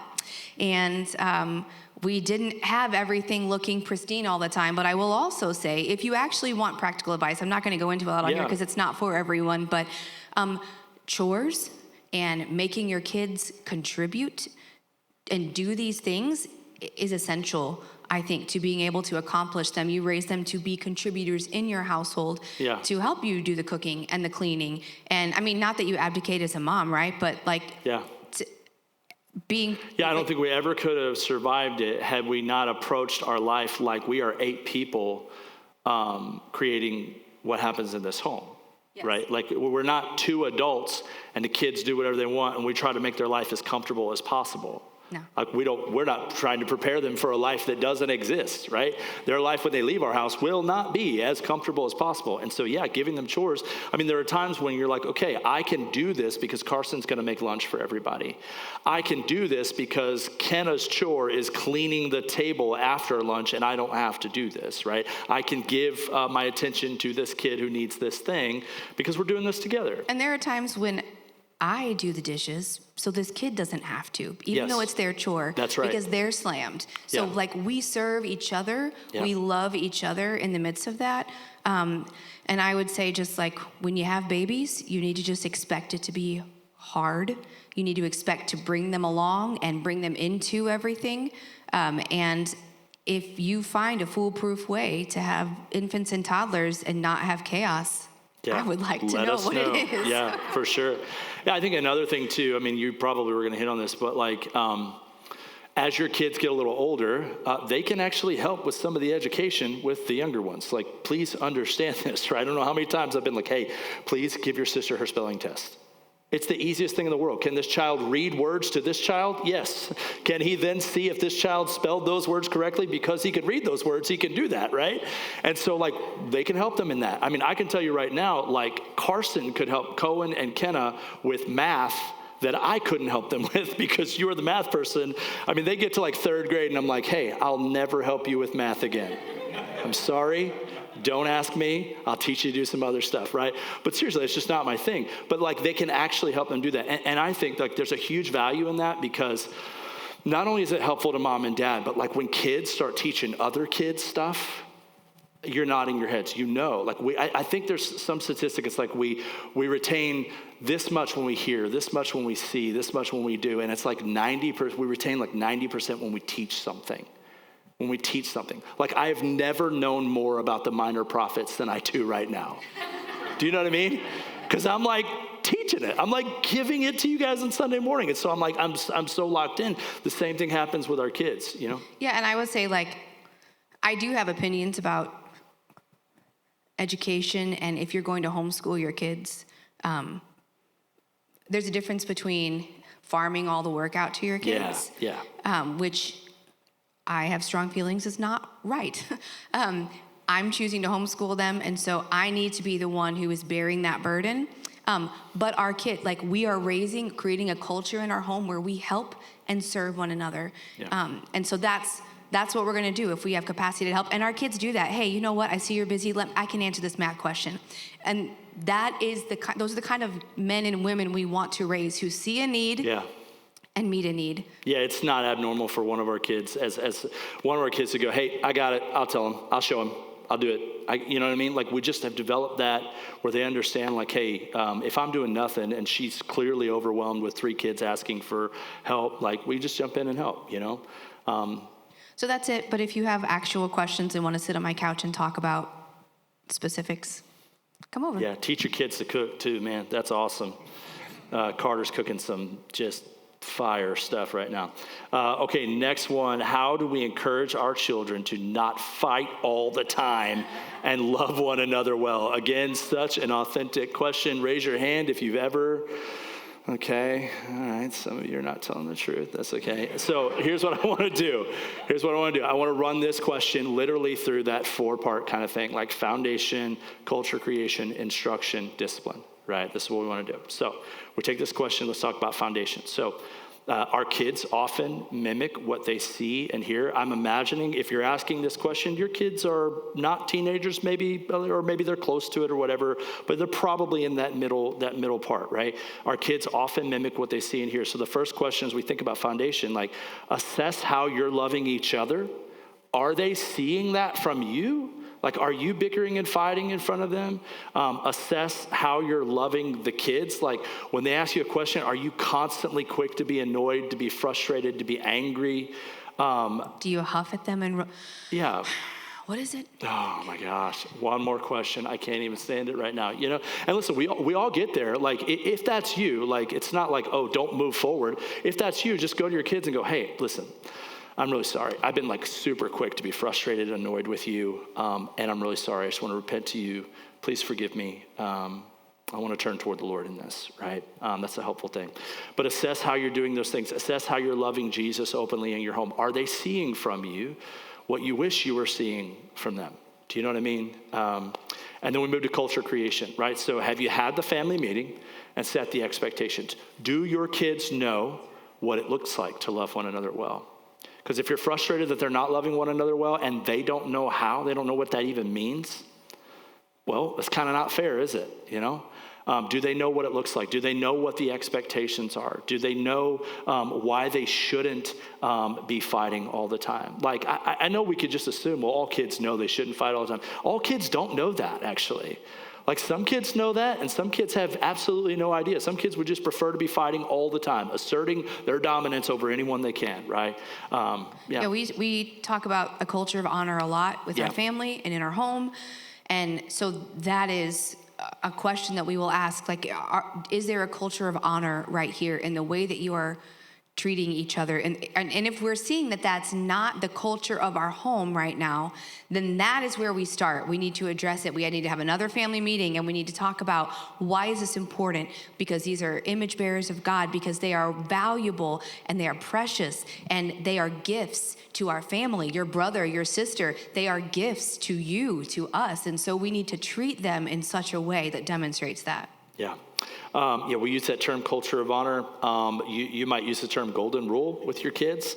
You might lean into loving one another as Christ has loved you. I mean, that's biblical scripture language. We often will say, like, honoring the image of God in your brother or sister. We use this with the video games all the time. When they're playing video games and they're just like being vile to each other, like, that's my thing. It's just like, hey, you're not actually honoring the image of God in this person who shares your last name. Right, you're treating her as though she were not made in the image of God, right? You're treating her with unkindness. And then we move to instruction, use gospel language, use scripture language, give them instruction that God gives them, not just what you want them to do, but like lean into like, hey, this is what the Lord has called us to in this. And when I say us, I mean you and me. This is what the Lord has called you to do and me. Memorize scripture together and quote it. You want to talk about this? Yeah, this is the best thing that you can do to instruct your kids, is give them the word. Yeah. Like you're talking, it's great, that's fine. But give them the word of God. So we went through a phase where my kids were just fighting all the time. And guys, that still happens in our home. Like they still fight. It's more accurate that we go through phases. Yes. Right? Yeah. So I was like, okay, we need the word of God. We memorized Ephesians 4:29 through 32.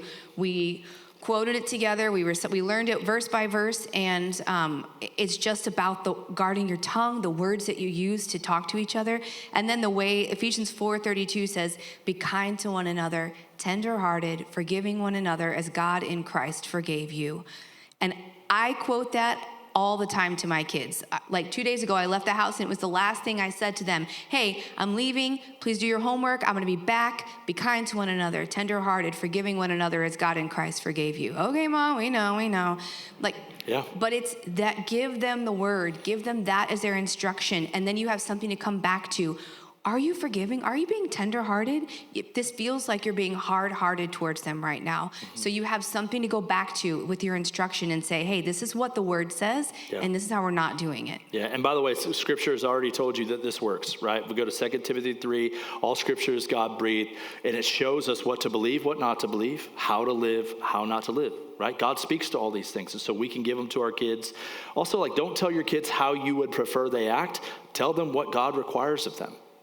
It's just a totally different thing, when they can start to see that, my mom and dad are submitted to the Lord, and therefore they're requiring me to be submitted to the Lord as well, that it's not just this thing of preference. And because there are things of preference in parenting, and that's totally fine. Yeah. I might tell my kids, sure. Hey, I would prefer, especially my older kids, I would prefer that you do this assignment tonight, but if you want to wait till tomorrow, you can.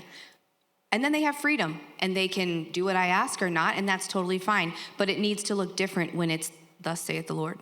Yeah, for sure. Don't only tell them what not to do, but give them a biblical reason not to do it. When you're trying to say, hey, don't do that. Again, sometimes there are those preference things. You have that right as a parent, but man, when there's a way to give them a biblical warning, you should, right? Instruction is both training and warning. It's letting them know what to do, but also letting them know what happens when we don't. Instruction is equipping and caution. It's all of those things. So then, we've instructed our kids. We've had the family meeting. We've done. We've given them the expectations. We've told them what to do, and now we move to the discipline part. So we positively reinforce the behavior you're hoping for, right? If they start loving each other well, man, you got to call that out. You got to find that moment to just go, hey, stop. You guys are playing so well together right now. And I just thank you. Our house is peaceful right now. Thank you for this. I love that you're doing this. And call it out with gospel words, right? I see the patience, the fruit of the Spirit in what you're doing right now, the kindness, the gentleness with which you just spoke to her, even though she was getting on your nerves, right? Yeah, but we also then create the consequences for the behavior that we hope not to see, so ugly talk or bickering or unkindness or a refusal to share, a selfishness toward each other. We create those consequences and we communicate them ahead of time, and then we're consistent and kind as we enforce those consequences, right? We don't let that stuff go. No matter how exhausted or tired we are, we don't let it go. We address their hearts and not just the behavior. This is a huge thing.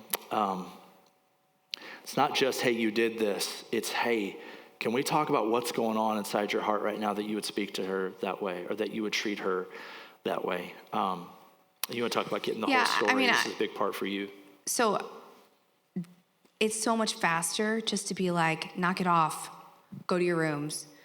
And when you're busy, that is so tempting to just make it really quick and feel like you're done with it. But you need to take the time as much as possible to get the whole story, to find out what's actually going on, because that's the only way you're going to understand what the heart issue is. Yeah. Why, what idol are they chasing after? What are they doing? What caused them to sin against their brother or sister in this way? And then you need to address them individually. And I do this with my kids a lot, even in the same room. I try to get the whole story, and almost always they're both at fault, right? Yeah. Somebody started it, somebody clubbed the other one over the head with a cookie sheet. We have someone who started something and someone else who finished it, or then that began this bickering, this fight.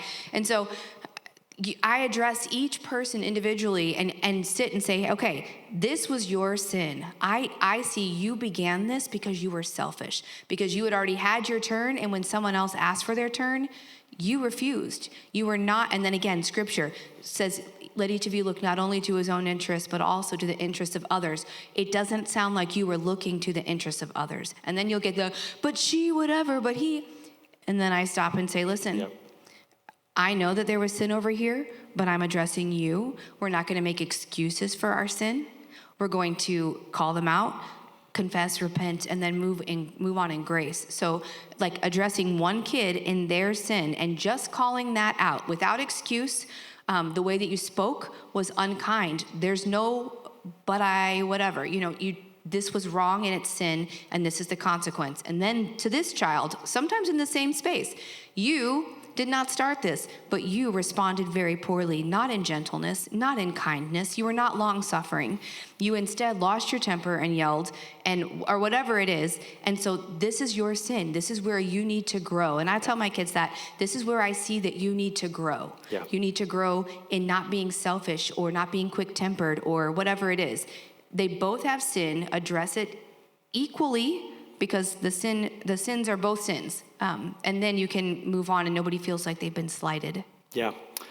If you have older kids and younger kids at the same time right now, or if you're heading for that, like that's in your future, this one's kind of for you.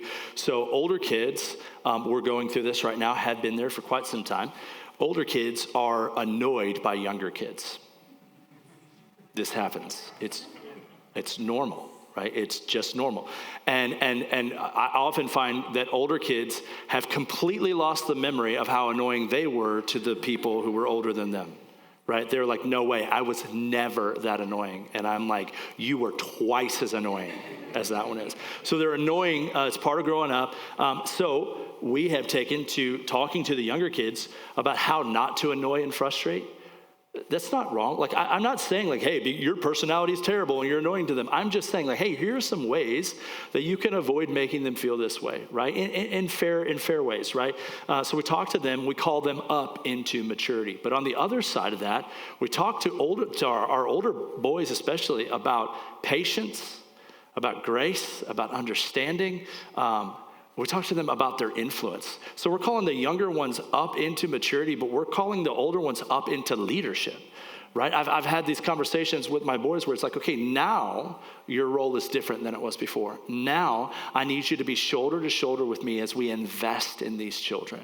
So we're calling older siblings at some point to begin investing in their younger siblings. Some things I love that are happening, right? So Cooper and Kenna have a special relationship. Cooper will just take her to the gas station for no reason and get her candy, right? He doesn't want to do that. He's tired. He's been chopping down trees all day. He's dirty and gross. And he walks in and he's like, okay, I can do this, right? And it's just such a special thing. Carter at multiple times has just taken the kid, grabbed the kids up on like a Tuesday when the movies are cheap at the theater, right? Be like, hey, let's go see a movie. And it's like, the younger kids are like, I can't believe this is happening. I can't believe this is my life right now. And Carter's begun, like in that moment, is realizing, you know what? Yeah, I can do a million things right now. But A, I get to see a movie I want to see. And B, I'm investing in them. And it's really not costing me much. And it's not that much. It's not that hard, Or Keller and Carson, I think, have a special relationship, right? And Carson will want to watch a show. She loves to watch a specific show with Keller. Keller comes home. He's been slinging that Jesus chicken at the Chick-fil-A all day long. He's worked a 6-hour shift. The last thing he wants to do is watch a show. And she'll just be kind and gracious. We've taught her how to not annoy him as she asks, right? When he walks in, she's like, please, please, please, please, please. That's annoying. It would be annoying to me too. Don't do that, right? Give him 5 minutes to sit down, eat the employee meal that he grabbed on the way out as he was closing, and then just like kindly be like, hey, would tonight be a good night to watch, right? Give him the chance to do that. And when he says yes, it's like, there have been times she's come up to our room and been like, hey, can I have just 40 more minutes so we can watch this episode? And I know she needs to go to bed, but we also know that this relationship is special. And that if she's asking, then he said yes. He's chosen to invest instead of go, no, I don't have time for you, right?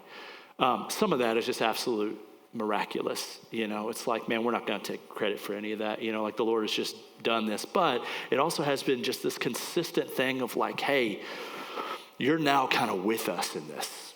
You're not dad, you're not mom. It's not the natural bent. It's been lots of conversations for them to see discipleship as valuable. Like what you're doing in this stage matters, and you only get it for a short time. You're only going to live here together. as siblings for a short time. You're only going to be kids for a short time. So invest, make the most of it. And it's really, I mean, they still get on each other's nerves, but it's pretty great. I don't want you to get the impression this is how it is always, right? And there were a million things that led to this, but we've seen some real growth there. Okay, next up, how do we stay emotionally connected to our teens as they become more independent, especially when they seem to pull away or prefer time with friends? So first of all, celebrate the independence as much as you can. They're supposed to become independent. They really are. Like, it's supposed to happen. Man, it grieves my heart. I hate it, right? I remember when Carter turned 13, one of my friends was like, hey, you got 5 years left. And I was like, never talk to me again. It just killed my heart. And so now every time, and Cohen's about to turn 13, I know I got 5 years left with him. But we celebrate that independence. It's a tricky and challenging part of life. You have to begin letting go. But you also have to continue parenting. And I'm not going to say I'm an expert on that. No. It's a hard thing. I think one of the first things, just assessing the kind of relationships and friendships they have and seeing, are these relationships and friendships pointing them to Jesus? Are they leading them into righteousness and maturity and responsibility? Or are these relationships causing sin and temptation and bad attitudes and things like that? So that to me would be like a first kind of gauge to see how I would respond. Yeah, I mean, we've got such a great example of this. I mean, Cooper got his license. He's got a friend group in Kirkwood, Missouri. We did a homeschooling co-op in Kirkwood for a few years. And he's still got really good, solid friends there. And he gets his license, and he's like, hey, can I go spend the weekend at my buddy's house in Kirkwood? And part of me is like, no, you're part of this family, like we're going to hang out, But the part of me is like, okay, no, we have to start letting go. And then it's like every weekend, it's happening a lot, But we would both agree, these guys are holding each other accountable. They love Jesus. They pray together. They read the Bible together. They're on mission together. Like they're discipling each other. And I'm like, wait a minute. Yeah, so that's a really good thing, actually. And it means that I might not see him a couple days a week, but this is a really, really good thing. And he values it, Yeah, so, I mean, if those friendships are not that way, then you have to parent in that and you have to say, hey, I think we need to pull back. I think, hopefully you can have conversations and help them to come to that conclusion. That is the goal. If not, there might just need to be expectations, instruction, discipline. If they don't agree, set those boundaries. But just having that every mom whose kids are growing is like starting to tear up and thinking of their babies moving away. I know that feeling is really hard. Maybe it's the most important thing I would say on this. Like, don't stop talking to them, even when they become awkward teenagers, even when like everything they say to you is something that really annoys you. And it kind of drives you crazy, and you act like, in your mind, you act like you know everything, but I know that you don't know anything. Or at least I feel like you don't know anything. You still have to continue listening, intently listening, asking questions, showing interest, not like refusing to stop talking to them, getting one-on-one time with them. Also, like having low emotion moments with them as much as you have like the high emotion moments. We're teaching a kid to drive right now, and there's some high emotion moments, and so I've got to be aware. Like, okay, we got to balance this out. We got to put some low emotion moments in the bank where we're just talking, where we're just sitting at McDonald's having breakfast and talking about life together, and it's not strenuous at all. We need that. But like, go ahead. Also, I think just as your kids get older, you really can begin to get more of those shoulder to shoulder moments. Yes. Where you're just doing something together, where, they're changing the oil with you or they're cooking dinner with you. Yeah. And just be intentional in those moments to ask questions, to ask them questions about, yes, hard questions about, sin and things like that, but also just life. What's making you happy? What's making you anxious? Just those questions that still, they may not come and pour everything out like they did when they were 8, but they still have those things that they need to talk through. Yeah. I said the other thing was the most important thing. I actually think this is the most important thing. Look for the moments when your kids are showing you or telling you overtly what they value most about your relationship. Leave that up there because I'm not going to remember this. But the things that they value most about your relationship. So we do this thing when somebody has a birthday in our family. It's called Hot Seat. We have a dinner together. Everybody's around the table, whoever's birthday it is. We all go around and we just say one thing that we love about that person. I'm going to get emotional. We all, it was her birthday. We all had lots of things to say. And Cooper, out of nowhere, don't go to him and be like, hey, I heard what you said to your mom. I'm just going to, let's just keep this in here. Cooper, out of nowhere, just goes, I love coming home every day after work. Like I've told you, he's a tree trimmer. He works at Roots in O'Fallon. He's like, I love coming home. I look forward to just telling you about my day. I don't know why I'm getting so emotional, but I was like, I almost couldn't keep going when he said that. Because I'm like, here's this 19-year-old son living at home, and he just looks forward to coming home and telling mom about his day. And what he told us in that moment was, this is a thing about our relationship that I really, really value. And so what it told her is, when he walks through the door, man, it almost doesn't matter what I'm doing. This is how we stay emotionally connected to our kids. When he tells you that, that's the thing. You put that in a frame, you put it in the back pocket, you log that away, you know where it is. For me, I will say Carter and I are huge NBA basketball fans. When Carter starts talking to me about basketball, I know that we're emotionally connecting. We're not just shooting the breeze. Cohen right now is 12, about to be 13, so he's close to being a teenager. Cohen loves to work with me. He just loves to work. He just loves to do jobs. We did 3 oil changes last weekend. He was shoulder to shoulder with me the whole time. He just wants to do that, right? Came home one day. We were building a shed a few years ago. I was tired. I had something to do. Came home. We were not going to do any work on the shed. And he's crying. He's crying. And I was like, buddy, what's wrong? He's like, I just thought we were going to make some progress. This child's thing with me, a valued part of his relationship with me, is when we make some progress together, when we work together. Carson, this one's tough for me too. She just wants to talk to me and tell me, it's a valued part of the relationship when I will just let her talk to me. So we'll go to the gas station and we'll do whatever. And it's my job. This is not a thing we've communicated, but I know this. It is my job to just listen. Listen and find one thing or 2 things here and there that I can ask back, right? But just let her talk to me. That is really, really valuable to her in our relationship. And someday I'm going to tell her future husband, hey, buddy, there's something you need to know about your wife. There's something you need to know about your fiance. This is going to be really, really important. But yeah, be a safe place, but a truthful place. Tell them the truth, but let them know that you won't belittle or judge them harshly when they get things wrong. And do these things that you're doing for as long as you possibly can. We're going to have to move quicker here on this one. I know giving them freedom is one way that I think you can maintain emotional connection as much as you can give them freedom. So we tell our kids, if they don't need to be at something, we don't require them to be at everything that we do. Yeah. And we just, because then it feels like they have to put on this facade. I will say, hey, I want them to always know it's better when you're there. I would love for you to be there. It brings me joy. But this is a thing that you don't have to go to.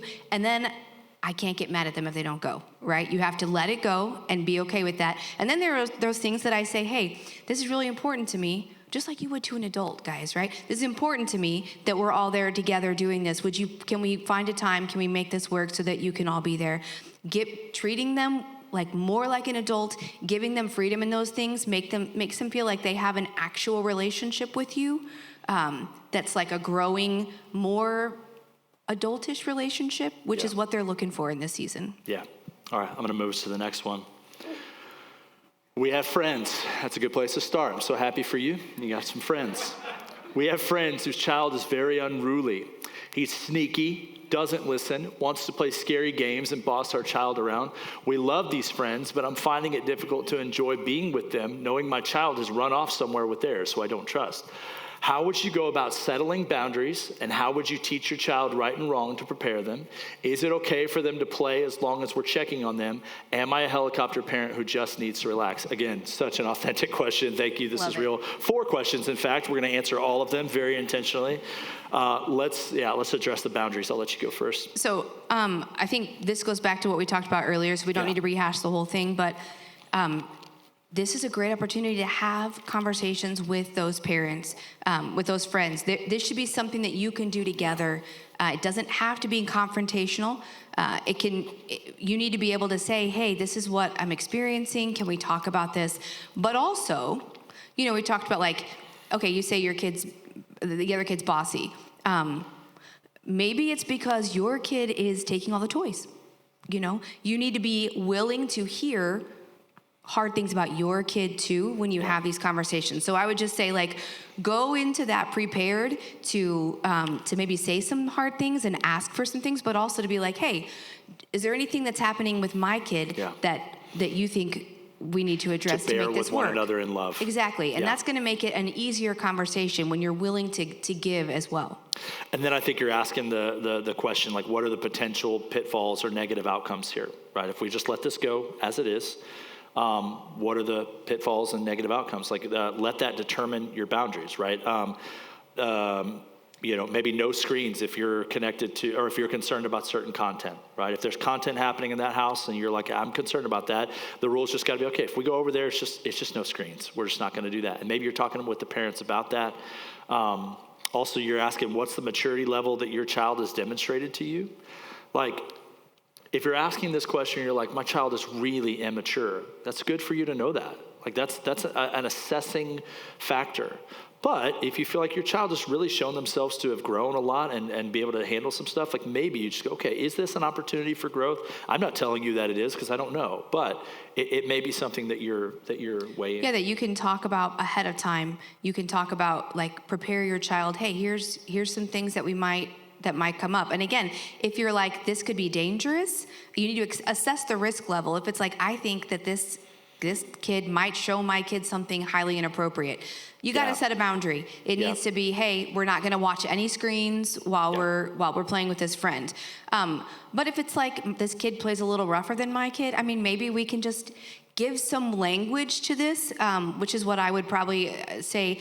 Help your kids say, hey, when you play rough, I get scared, or I don't like when we play like this, or my mom says that I can't. Blame it on me. So can we play something different? Just giving them words and equipping them to do that, or hey, my mom says I can't watch scary things, or I can't play scary games. Can we play something else? And then tell your kid, that's a great first step to teach them how to navigate that. And then if it doesn't work, then teach them, hey, come to me, and then I will step in. Yeah, the answers to questions like that are going to help you determine whether you just monitor it closely or you remove that influence entirely. Answering the next question, just about teaching them right from wrong, have an honest conversation about this experience before you go into it again. Talk about it, prepare them for it, actually just lay it out. Give them words to say, just like you said. Again, certain video games, when our kids were little, we'd go to friends' houses. I just felt our boys weren't ready for first-person shooter games to a certain degree, And so we'd go to friends' houses, and I'd be hey, that's going to be off limits. There were times where I would say, okay, we're going to relax that restriction as they got a little older. We're going to relax that restriction for a little while. We're going to see how this goes, because you are constantly assessing what your kids are ready for and not ready for, but we're having that conversation before we even get there. Is it okay for them to play as long as we're checking on them? I would say see above, everything we said. That's going to help you evaluate whether or not it is. And then am I a helicopter parent who just needs to relax? Maybe. I think you need to really just ask these diagnostic questions. Do you find yourself in this situation often? Are you always the parent who's worried about everything? Maybe you are a little overly protective or overly concerned. If it is a matter of sin, then no. But ask yourself and just be honest with yourself. Are you worried? Are you anxious about these things all the time? Yeah. And maybe to an extent that you don't need to be. Do you literally hover over them as they play? You are a helicopter parent then, by definition, yeah. But if you're looking regularly for ways to give your kids freedom and growth as they show maturity, then I think that being concerned about these things would be totally fine. Another question. And this is a tough one for lots of parents. Do you have a healthy outlook on risk with your kids? This is a struggle for me. I have a fear of unrestrained heights. You probably have heard me say that before. And so when we take, like, for example, we took our kids to the Grand Canyon, and it was like, the only thing that makes my fear of unrestrained heights worse is when my kids are in that situation. Like, it's like the worst thing I can imagine. So we go to the Grand Canyon, of course, all of my kids are like, I want to get as close to the edge as I possibly can. And I'm like, no, you can't do that. And I'll admit, I've done this poorly. Even like we go to Garden of the Gods down in Shawnee, which is not the Grand Canyon, it's none of that. But like there's these big, rock formations. They want to jump around. And the problem for me is there's a 200-foot drop on the other side that's like, if you make a mistake, it's death. It's just death. That's really hard for me. But that risk for me is just like too much. But I can easily take that and go like, okay, I don't even want you 30 feet away from that, And my 16-year-old boys are like, what have I done to make you think that I will somehow cross a 30-foot span and jump to my death, Like, they're not going to do that, And so we're always assessing this risk. But do you have a healthy outlook on that? Is any amount of risk not okay for your kids? If that's the case, I would say you really need to rethink that. They need to manage that. They need to grow through that. They need to experience some of that.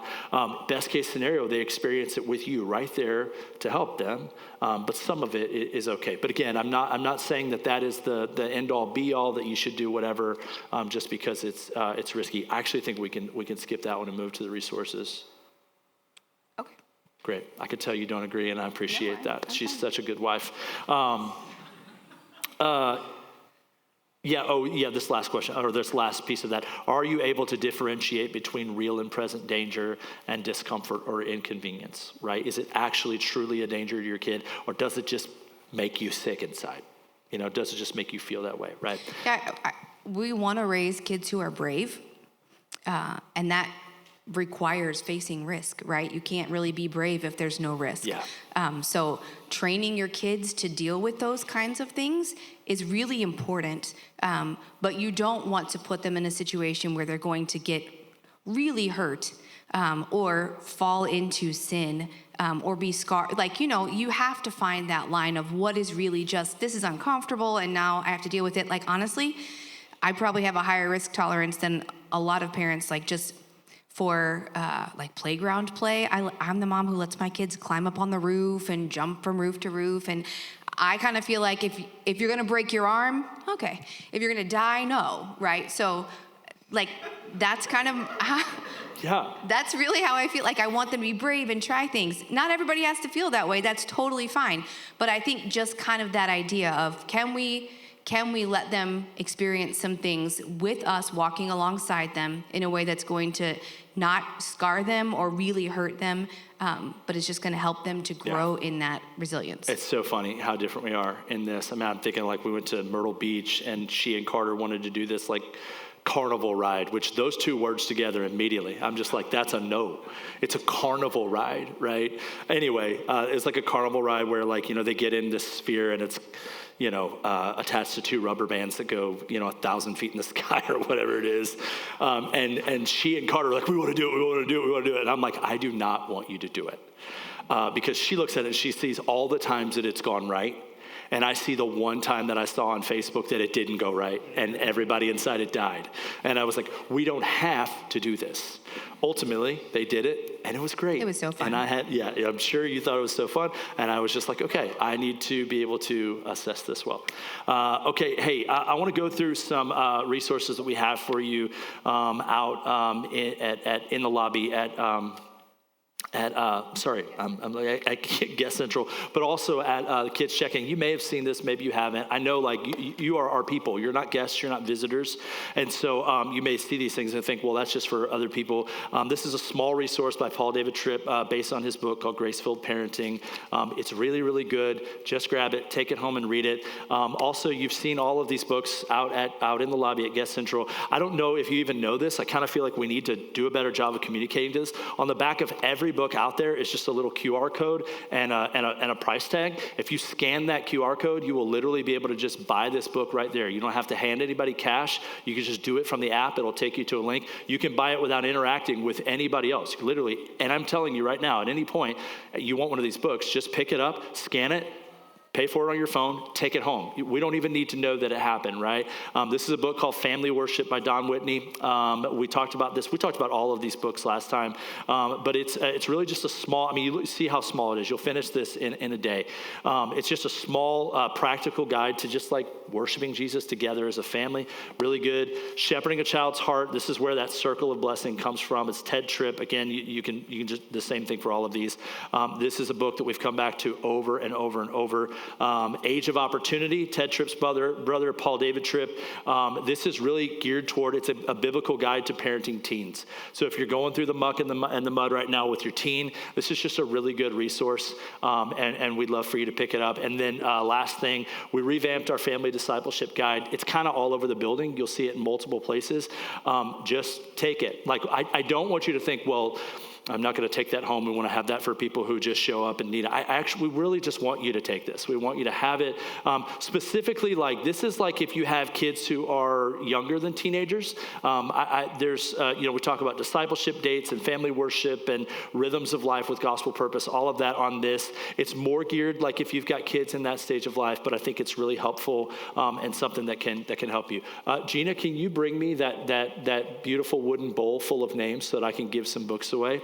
What we're going to do, we're just going to like blind draw 3 names out. And when we do, I'm not going to hand you a book. What I want you to do is just go to Guest Central and grab whatever book you want and take it with you. How you want to do this?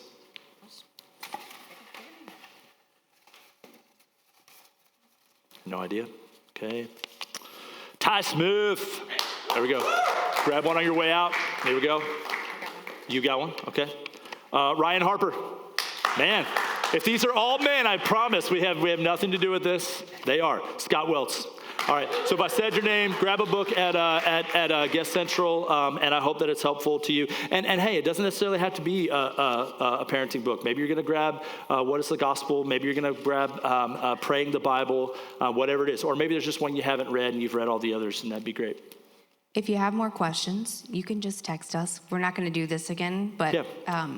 Well, not this year. Okay, we might do it again. We're just not going to do it again this year. Anyway, like there are so many resources with people in this church who are doing it well, who are pursuing the Lord in parenting, and would just be really great resources if you feel like I need some help, I need some guidance. So just ask and we can help pair you up with somebody. Yep. Father, we're so grateful for the time together to, God, just lean into your word. God, I pray for every parent in this room. Lord, whether they've got small children or grown children or everything in between, Lord, that you would just help us to be the people in their lives who are either training them up in the way that they should go or encouraging them in this season of their life to honor you. I pray that you fill us with power, you fill us with grace and patience toward them. And God, would you just miraculously give us such joy and love for the act of parenting and the blessing that it is to have our children. It's in your name we pray. Amen. All right. Thanks, guys. We'll see you Sunday.